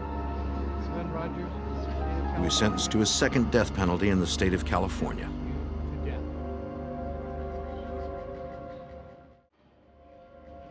Los Angeles detective Mike Koblenz was impressed by the nationwide partnership of everyone involved in the hunt for Rogers. That's really what made this case come together, was the interagency cooperation, and not just in Los Angeles, but in Jackson, Mississippi, Tampa, Florida, and later Bossier City, Louisiana, the FBI, the press, the different news agencies that were able to get the information out. We truly worked together on this, and it came to a successful conclusion down the road. Since Glenn Rogers already had 2 death sentences, Louisiana and Mississippi prosecutors decided to spare the families of the victims emotional trials. Glenn Rogers left at least 11 children without mothers. The importance of stopping him was clear to Detective Julie Masucci and the other investigators. As a woman, not as a detective, not as a police officer, but as a female, I think that there should be a lot of women that feel safe that he's off of the streets. He had no regard for human life. He had no regard for the feelings of the families that are left behind. He didn't care. And I'm happy that he's behind bars. And I'm happy that he'll never step foot outside of a prison system that he could put other females at risk. Investigators suspect Rogers is responsible for more unsolved murders. He told family members during his rampage that he had killed dozens. authorities continue to pursue those unsolved murders to close the cases that can be linked to Glenn Rogers.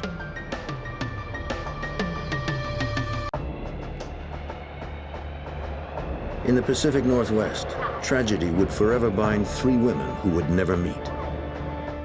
One disappeared just months before her wedding. Another vanished, leaving 2 children behind.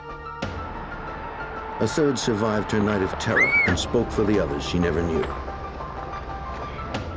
The hunt for a serial killer led FBI agents cross-country as they followed his deadly trail.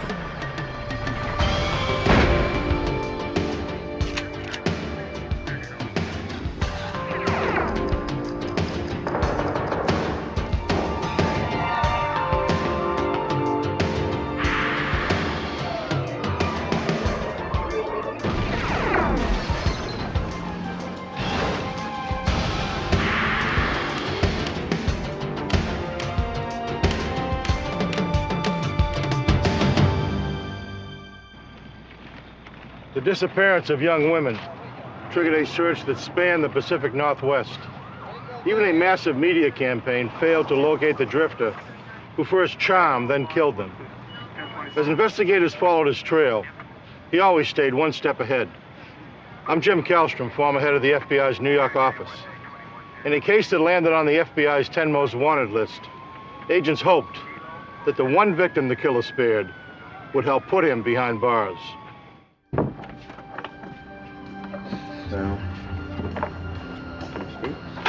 March 28th, 1987. LaRon Crouston left a party in the suburbs of Tacoma, Washington at 4 in the morning. He was looking forward to a day of fishing. Come with me. LaRon's fiancée, 22-year-old Robin Smith, decided to stay. She was having a good time. Robin assured LaRon she'd be fine. I love you. I love you too. She would just get a ride home from someone she'd met at the party. After fishing all day Saturday, LaRon fell asleep, exhausted. He didn't wake up until early Sunday afternoon. Robin! He hadn't seen his fiancée, Robin, since the party 2 days earlier. Robin! Concerned, the young man called Robin's mother.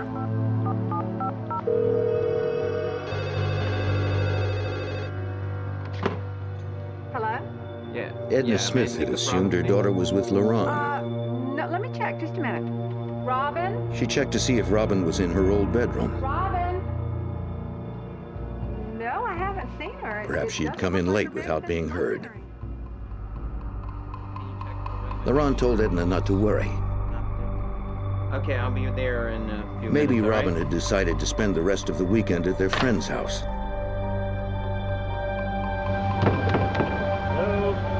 About an hour later, LaRon and Robin's brother arrived at the apartment. No one there. I don't guess we have any choice. With no sign of Robin, her family decided to call police. LaRon joined the Smiths at their house to wait for detectives from the Pierce County Sheriff's Office. They were all worried. Robin had never done anything like this before. They described Robin as a happy young woman, though quiet. She worked long hours as a waitress, saving most of her money to help pay for her upcoming wedding. Detective Terry Wilson and his partner initiated an investigation. Per information we received from her mother, Miss Smith, it was unlike Robin to have just walked up and taken off. She was engaged to get married. She was close to her family. And every time she ever went any place her family was, she usually told them where she was going to be at. And so this was unlike her. LaRon Crouston told detectives about the last night he'd seen Robin. Early in the morning of March 28th, Robin and LaRon hung out at a bar until it closed at 2 a.m. Some people they had met during the evening invited them to an after-hours party at their nearby apartment. The place was rented by Elizabeth Glynn and Darren D. O'Neill. LaRon and Robin were having such a good time they didn't want it to end.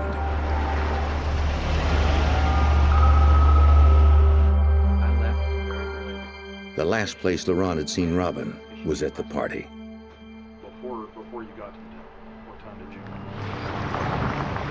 Detective Wilson went to the duplex where the party had been held. He found Elizabeth Glynn at home. She corroborated LaRon's story and told the detective that she had intended to drive Robin home. How long did you live? But as the night wore on, her plans changed. Darren seemed more interested in Robin, so Elizabeth remained in the kitchen and flirted with a man named Mike Prohoda. Elizabeth told the detective that she and Prohoda had made plans to meet later at his apartment, where they could be alone. Prohoda left the party first to avoid arousing Darren's suspicions. By daybreak, Darren D. O'Neill hardly seemed to notice. He was wrapped up telling Robin about his favorite author, Louis L'Amour, who wrote stories about the Wild West. O'Neill was unemployed and talked about living off the land like the outdoorsman in L'Amour's books.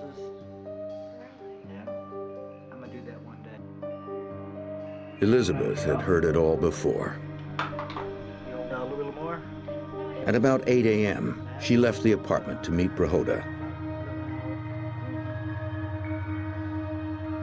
She told O'Neill and Robin she was going out to buy more beer.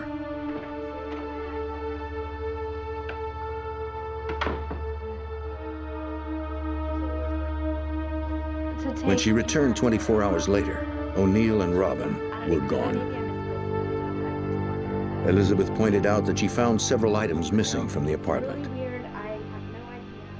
In searching the apartment, we found that there was a television that had been pulled out and the television electrical cord had been removed. There was a couple of lamps from his girlfriend had told us that had extension cords on it. These were missing. A lot of his clothes were gone, and she specifically mentioned that there was a blanket that also was missing from the house. Is this yours? In a file box, Wilson also found Social Security cards with several different aliases. They included the unusual name of Zebulon McCranahan. When Detective Wilson told his partner what he'd learned, Detective Walt Stout immediately suspected foul play. Robin was left alone with Darren O'Neill, and something happened at that residence after that. It would be speculation that maybe Darren tried to come on to her physically or sexually. She may have rejected that, or there was something that happened there, and I believe she was probably assaulted in that house. Detective's next question, Dennis Morrison, O'Neill's friend and former employer. Morrison said O'Neill had worked for him as a carpenter. When's the last time you saw him? It was last night. He asked if we were alone. He said he had seen O'Neill just a few days earlier. It was Saturday afternoon, the day after the all-night party. Running kind of low on cash, man. You ain't got about 30 bucks I can get from you, dude. O'Neill stopped by to ask for traveling money. No cash on me at all. He said he was heading east over the Cascade Mountains. Morrison had no cash to give him. O'Neill was about to leave when Morrison realized he could write him a check. He went to O'Neill's car to make the offer. His friend seemed nervous and anxious to leave. Then a movement in the back of the car caught Morrison's eye. It looked like something was pushing against the back seat from inside the trunk. O'Neill told him it was his dog. He put it there to punish it. Before Morrison could say another word, O'Neill pulled away.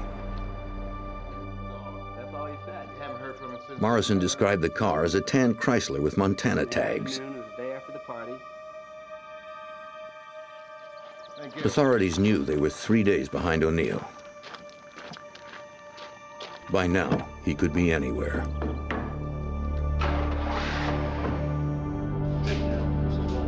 Detectives continued to pursue the handful of O'Neill's known contacts in the area. They called Gary Skinner, the owner of another cabinet shop where O'Neill had worked part-time.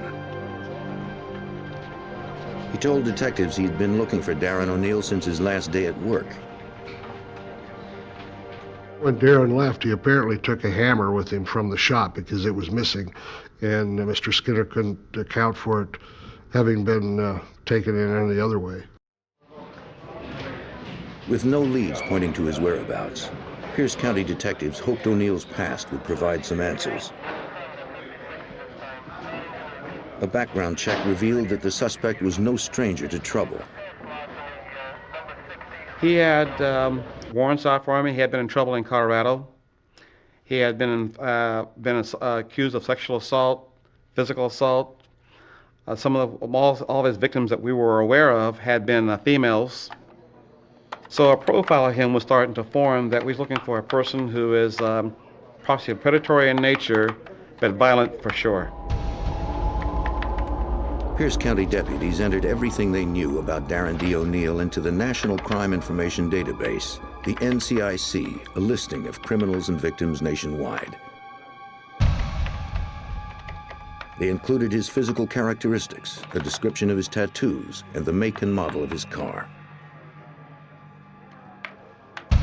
If O'Neill were picked up by any police department in the country, Pierce County would be notified immediately. Detectives also helped Robin's family launch a media campaign to locate the missing woman. Robin's picture was posted all over the Tacoma, Washington area, along with O'Neill's. The campaign began to generate leads.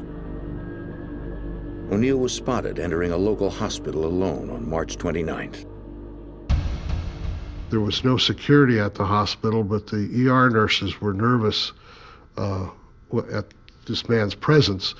So they did call a couple of male employees of the hospital, and Darren ultimately left without receiving any treatment for some scratches that were visible. Investigators believed Robin had inflicted the scratches on O'Neill's face when he attacked her. The hospital staff told police that the scruffy man bore a teardrop tattoo at the corner of one eye. The letters J-U-N-E were tattooed across the knuckles of one hand. Detectives learned that June was the name of O'Neill's ex-wife.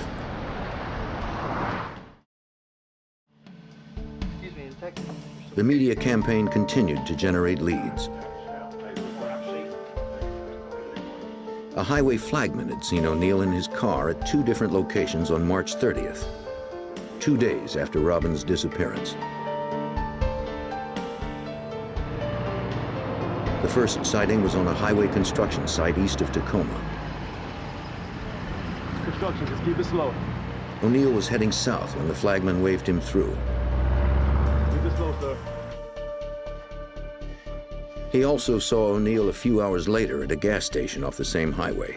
Hang on a second, I want you to take a look at some pictures. He called police when he recognized the man's face from the newspaper. To be sure, the detective showed the flagman a photo lineup. It included a mugshot of O'Neill alongside 5 others. The flagman picked out O'Neill immediately.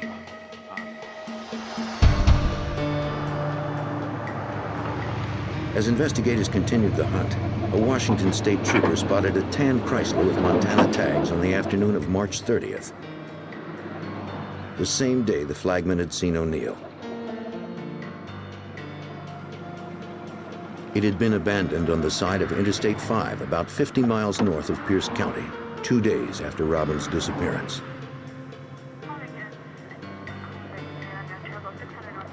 Unaware of the ongoing investigation, the officer found nothing suspicious about the car. He followed proper procedure by calling in the license plate and vehicle description. A communications officer entered the tag number into a database. The information should have triggered the NCIC listing on O'Neill and his vehicle. It did not. She had mistakenly typed the abbreviation MO for the state of Missouri instead of MT for Montana. The trooper on Highway 5 was still unaware that this was the very car Darren D. O'Neill had been driving following Robin Smith's disappearance. Investigators' best clue was about to be towed to the impound lot.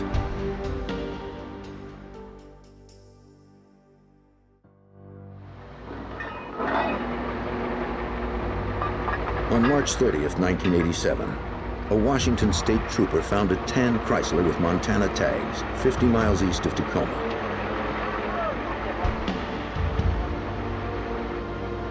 Misinformed by his communications officer, the trooper was unaware that Darren D. O'Neill, the man wanted in connection with the disappearance of Robin Smith, had abandoned the car.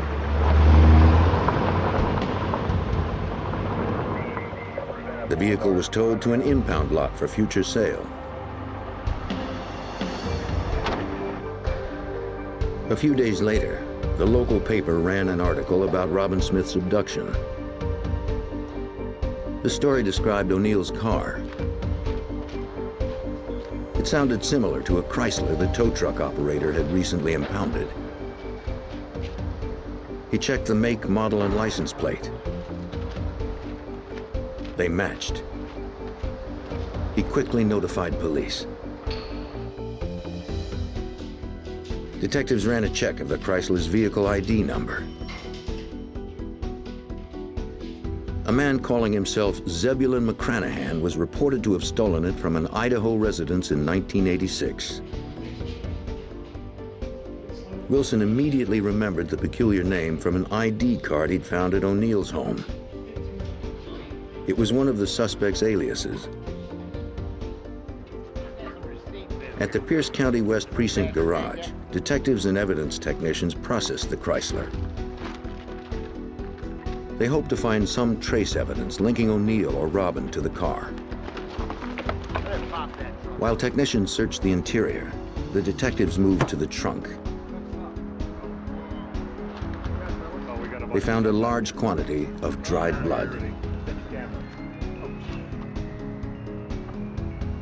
Detectives also found a blood-stained lavender jacket. Mrs. Smith later identified the garment as Robin's. They also recovered teeth, bone chips, and a clump of hair. O'Neill's fingerprints on empty beer cans pointed to his involvement.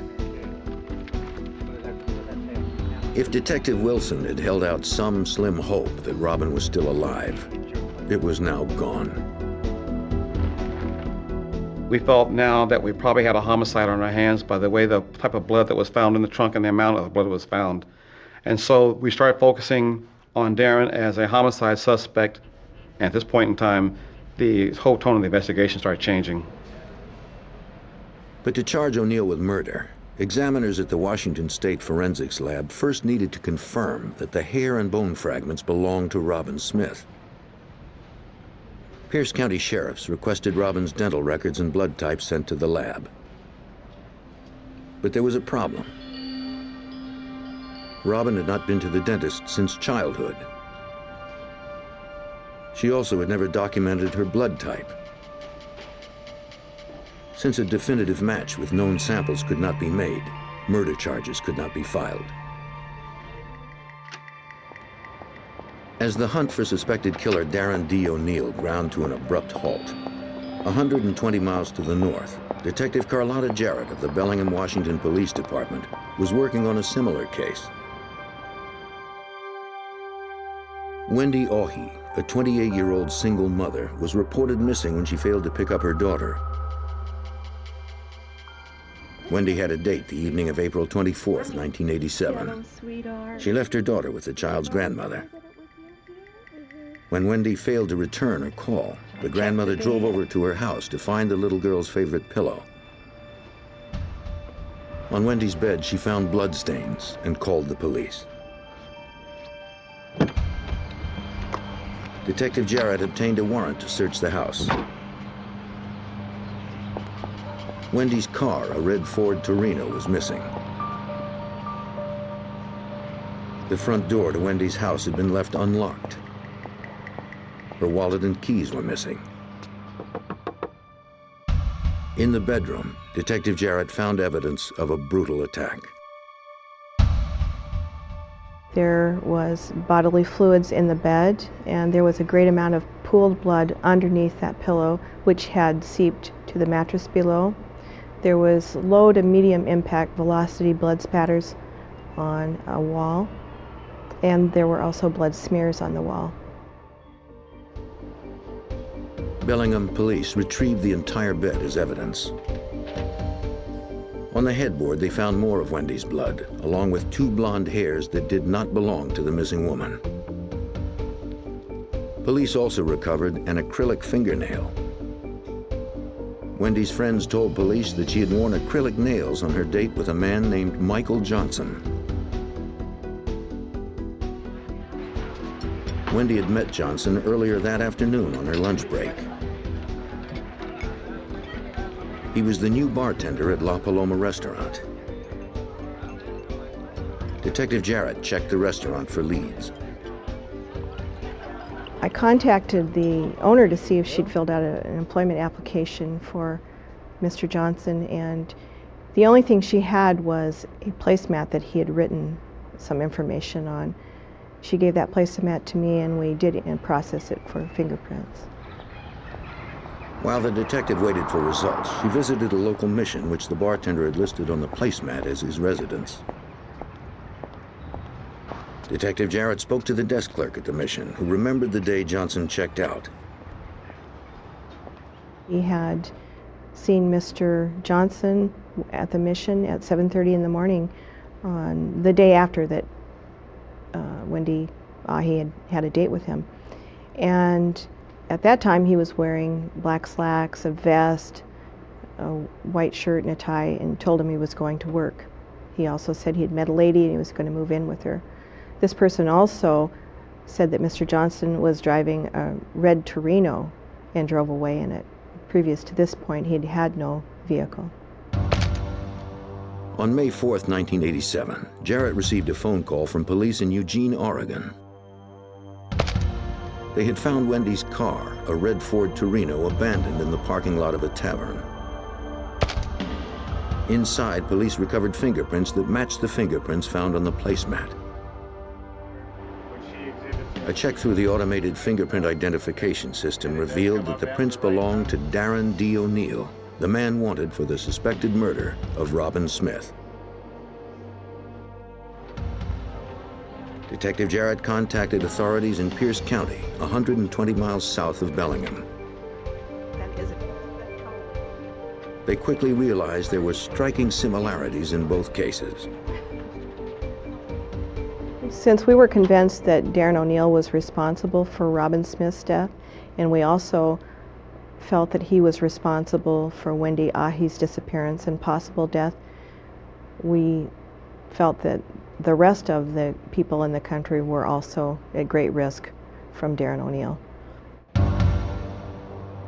Pierce County deputies called in the FBI to assist in the hunt. Former Special Agent Del Oros of the FBI's Tacoma Resident Agency was assigned the case. At that point, we knew we were dealing with an individual who was extremely mobile and extremely dangerous. He had the history of a violent sexual predator, and now he had the current tag or label of a murderer. Since Wendy and Robin's bodies were still missing, formal murder charges were not filed. Sexual assault charges against O'Neill were still pending in Colorado. The FBI opened a federal case against the fugitive for unlawful flight to avoid prosecution. Still, O'Neill managed to stay one step ahead. No one knew where the suspected serial killer fled after he left Oregon. And authorities still had no murder case unless they found the bodies of the missing women.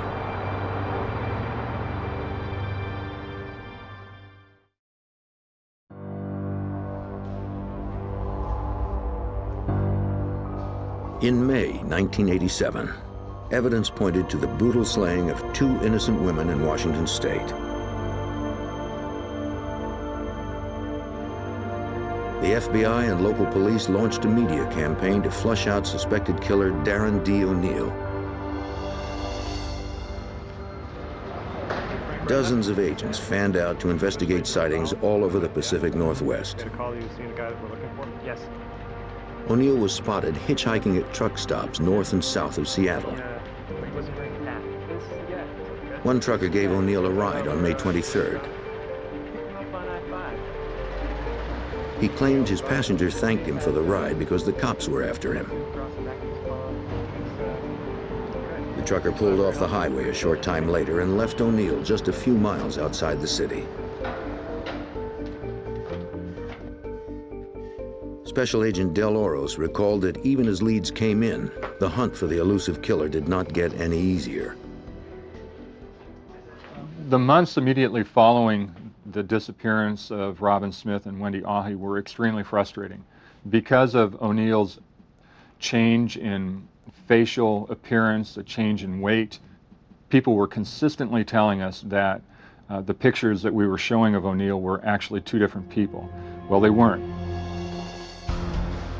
The FBI focused on places the drifter might blend in. Because O'Neill was constantly on the move, agents questioned travelers at local bus and train stations. They hoped someone had spotted O'Neill and would remember his distinctive tattoos.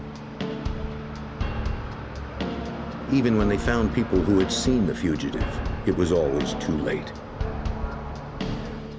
O'Neill was comfortable in the ever-changing world of transients and drifters, where people could easily disappear forever.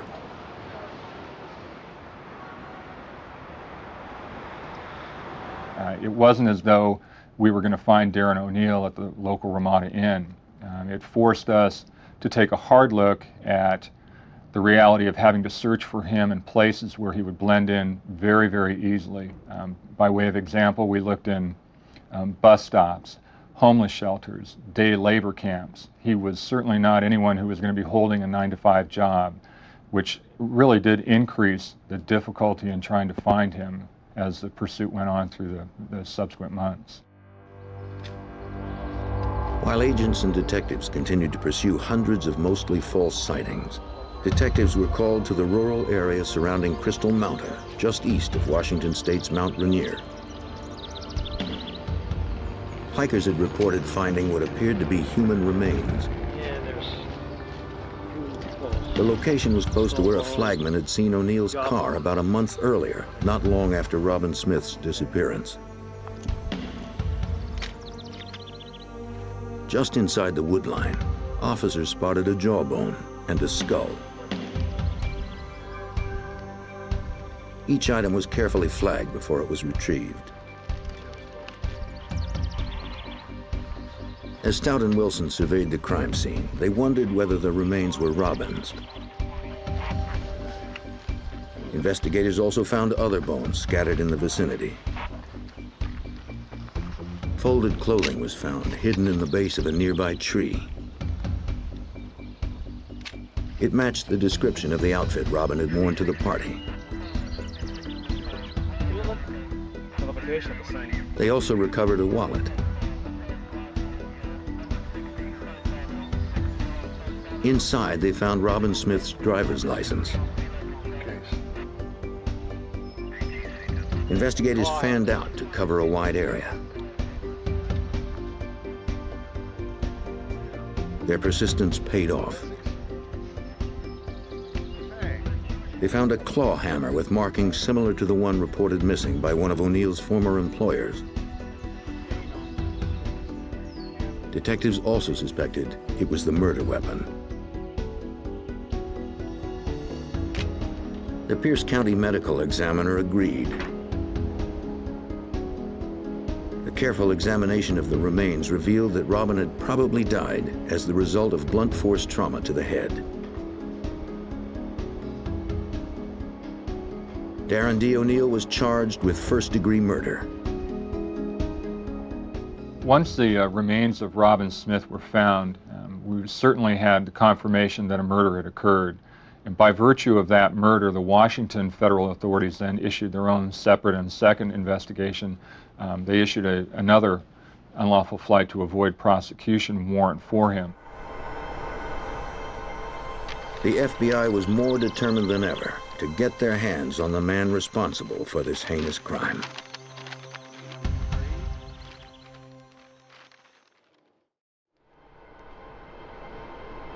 By June of 1987, the FBI had issued 2 federal warrants for the arrest of suspected serial killer Darren D. O'Neill, still on the loose in the Pacific Northwest.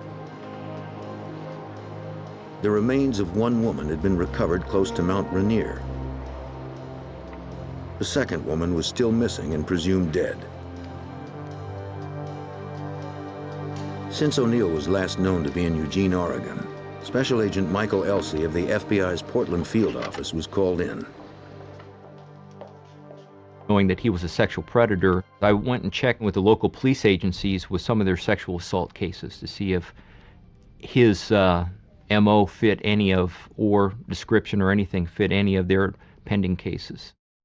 Special Agent O'Donnell, Detective Smith. It meant hundreds of man-hours, but agents refused to simply wait for another sighting or another victim. Dozens of agents met with detectives in districts across the region to try to link O'Neill to outstanding sexual assault cases. The search was complicated by the fact that O'Neill looked very different in each of his mugshots. Most often, the agents left empty-handed. Frustrated and out of leads, agents continued to wade through hundreds of old case files. With a dangerous predator on the prowl, agents had to exhaust every possibility. An agent met with police detective Bill Carter in Portland. As he had done a dozen times before, the agent compared O'Neill's picture to sketches of sexual predators. One sketch stood out. It bore a strong resemblance to the Fugitive. A 14-year-old girl named Heidi Lang had provided the drawing 5 months earlier when she filed rape charges against her unknown attacker. From the police report, her description of the crime sounded eerily similar to O'Neill's other assaults.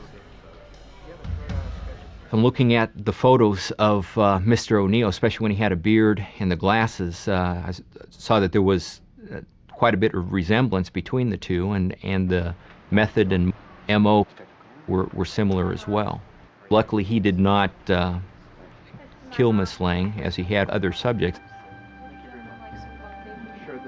Agent Elsey wanted to speak with Heidi Lang as soon as possible. Detective Carter arranged a meeting between the young girl and the FBI. 12 o'clock, a little bit after. With her mother by her side, she told the story from the beginning. At around midnight on January 17, 1987, 2 months before Robin Smith disappeared, Heidi broke her mother's curfew and walked to the nearby convenience store to get a soda. It was a tough part of town. The young girl had walked it many times before, but never this late at night. As she crossed an overpass leading to the store, a trucker called to her from his parked rig. She ignored him and walked on.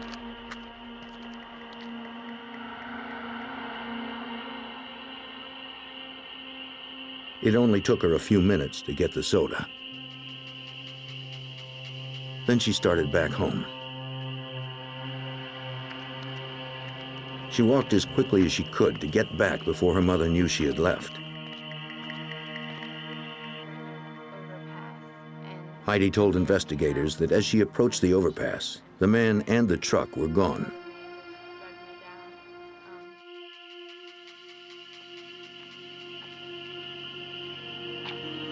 But on the other side of the overpass, the trucker jumped out of the bushes and grabbed her.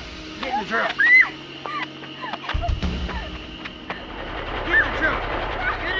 He forced her down an embankment at knife point and shoved her into his semi parked at the side of the highway. Years later, Heidi recalls that she believed her young life was over. The first thing I noticed is how dangerous he was. I felt that he had every intention of killing me. There was no question in my mind. Get him back! He threw her into the sleeper compartment of his truck. She was terrified, with no idea where he might take her or what he might do. He threatened to make me a whore, sell me to pimps. He was gonna cut me open if I tried finding what was going to keep from angering this man. I had to behave like I was just holding conversation with him, and at the same time learn what I could about him. Despite Heidi's best efforts, the trucker climbed into the sleeper compartment and repeatedly raped the 14-year-old for 4 hours. And he did not like to think of you as a woman. That brought him to violence. I had to keep him talking, mostly to keep his mind off other things. And I tried my best to give him the impression that I was insignificant. And I was just there to be there with him. And it wouldn't mean anything if he let me go.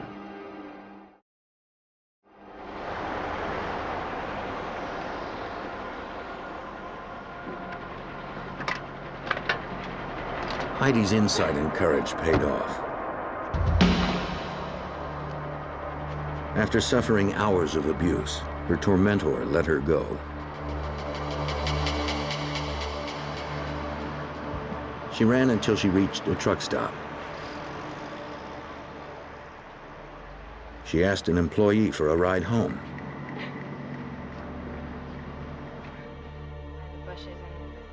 After all she'd been through, Heidi bravely submitted to a rape test. This provided investigators with samples of the rapist's semen, though no match could be made until the suspect was in custody. Identify the man. Take a look at these, please. When Heidi finished her story, Detective Carter showed her a number of photos of O'Neill and some similar-looking men. It was amazing that he was in it, and I did see him, and I picked him out. I really did not expect to see him in them. I hadn't really heard anything since I had given the sketch. Seeing her attacker's face brought the memories flooding back, but she never hesitated to press charges. Heidi was determined to face her rapist and put him behind bars. I think that she wanted to see that this person did not do that to anyone else ever again. And so it showed very much strength in her character, and especially at the age of 14, being able to be so descriptive in the events that occurred, the description of the subject and him, that kind of got us to the path where we were. Agent Elsie called the Tacoma office. They finally had a witness to testify against O'Neill. He had run other places, but they still had to find him.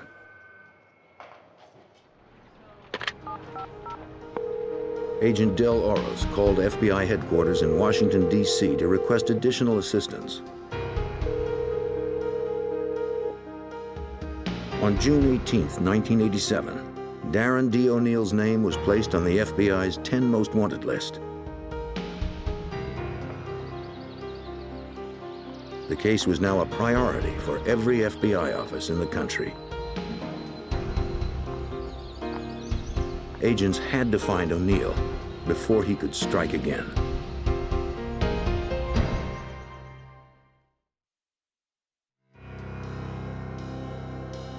In June of 1987, suspected serial killer Darren D. O'Neill was added to the FBI's 10 most wanted list. Special Agent Del Oros was in charge of the case. He convinced the FBI's Fugitive Publicity Unit in Washington, D.C. that Darren D. O'Neill fit the list's criteria. The Bureau's determination as to who goes on to the top 10 wanted list is a function of a lot of different factors. Primarily, it's the protection of the community. Secondarily, it has to do with the ability of those individuals to be mobile, to transport themselves across interstate lines, so effectively going from state to state. With nationwide publicity, the manhunt for O'Neill was relentless. Countless sightings were reported in several states. O'Neill was most often spotted in bars and taverns in the Northwest. Looking for a guy may have been seen around here. Investigators followed up on dozens of leads, only to find witnesses with vague descriptions of the fugitive. Nobody knew of his whereabouts. Anything noticeable about his appearance? Agents were left with little to go on. Okay, thank you very much. So we had a long stretch of time when the clues were drying up. The leads from other agents were not producing any form of immediate return. We were going back and to the same people, consistently re-interviewing the family, friends. We were reaching out as far as going to prior instructors, prior employers, looking for some type of clue that would tell us or show us a pattern of his activity and his mobility across the country. 7 months later, on February 3rd, 1988, agents discovered that O'Neill had made his way to Lakeland, Florida.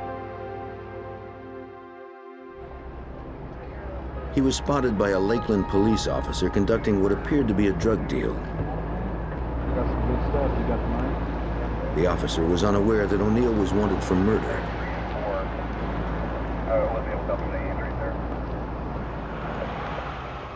O'Neill noticed the cop but did nothing. The officer turned his car around to investigate.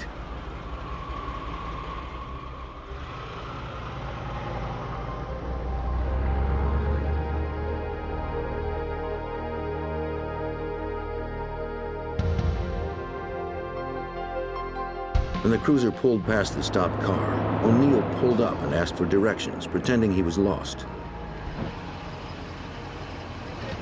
The officer asked him to pull over. Instead, O'Neill took off. The officer followed, calling in the Louisiana tags on O'Neill's car as he drove. O'Neill tried to lose him, zigzagging through the streets of Lakeland. When their car jumped a curb, the suspects ran. On foot, chasing a white male. The officer pursued on foot and eventually caught them all. Your car, where are you at in your car? O'Neill was extradited to Louisiana when police learned the car he'd been driving was reported stolen from that state. When asked, O'Neill told police his name was Jean Mayu. A clerk who was working nights compared the fingerprints of the individual that she knew as Jean Mayu to the list of fingerprints associated with FBI top 10 wanted fugitives and found that the individual that she knew as Jean Mayu was the individual that we knew as Darren O'Neill. O'Neill was extradited to Washington State to face charges. But state prosecutors knew their cases were weak. Since Wendy Augie's body was never recovered, O'Neill could not be charged with her murder. The Robin Smith case was stronger, but lacked definitive forensic identification. It would be difficult to prove beyond a reasonable doubt that the body found in the woods was Robin Smith's. Despite the evidentiary obstacles, prosecutors moved ahead with the Robin Smith case. They would take their chances with a jury. O'Neill and his attorney would never let the case get that far. In a Pierce County court on January 4th, 1989, O'Neill pled guilty to first-degree murder in the killing of Robin Smith. Detective Wilson knew there was an ulterior motive behind the plea. The court system in the state of Washington at that time was if a person was convicted of first-degree murder, but there was a loophole in there. If you pled guilty to the charge, the maximum time you got was 333 months. The family of Robin Smith was devastated. Even without parole, O'Neill would be free well before the end of his natural life. The killers still face charges in Portland, Oregon for the kidnapping and rape of 14-year-old Heidi Lang. If convicted, O'Neill would be put away for life. But prosecutors had a problem.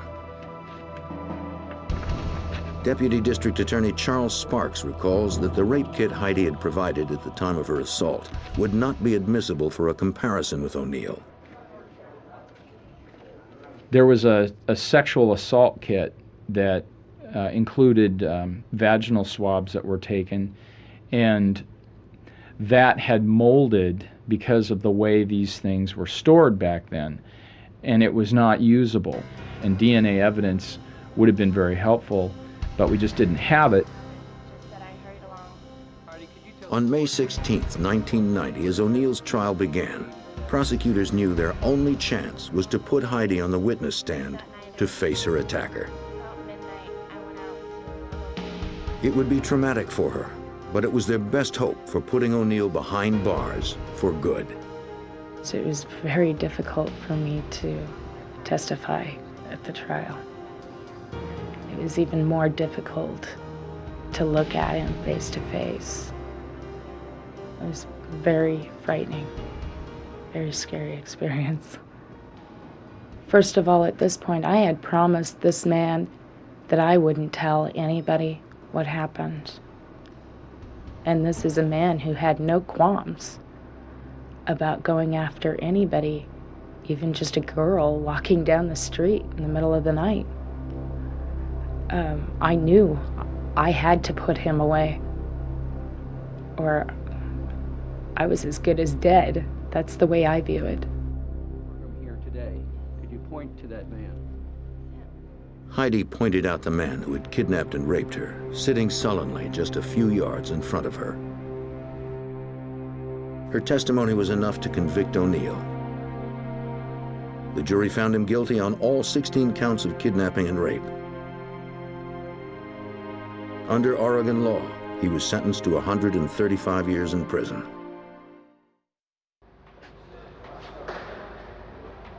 Darren D. O'Neill is serving his first sentence of 27 years at a Washington State penitentiary. He will then be transferred to Oregon to spend the rest of his life behind bars. Once he was convicted, I was able to put a lot of this in the past. I was able to put it away. And that was most important to me. That's the most, I don't think I would have ever gotten over this if we hadn't put him away. For Agent Oros, though he has since left the FBI to serve as Deputy District Attorney in Sacramento, California, the case remains fresh in his mind. Well, to this very day, I still have the wanted flyer for Darren O'Neill hanging in my office here at the District Attorney's office. He, even on the wall, is a constant reminder of the dangers that face each and every one of us as we go out on the street. I'm particularly aware of the fact that he represents a significant danger to the women in society. He's an individual that was a cold, calculated murder, and he reaffirms for me that I'm in a profession that matters, and that every day when I go into court, I'm there to make a difference.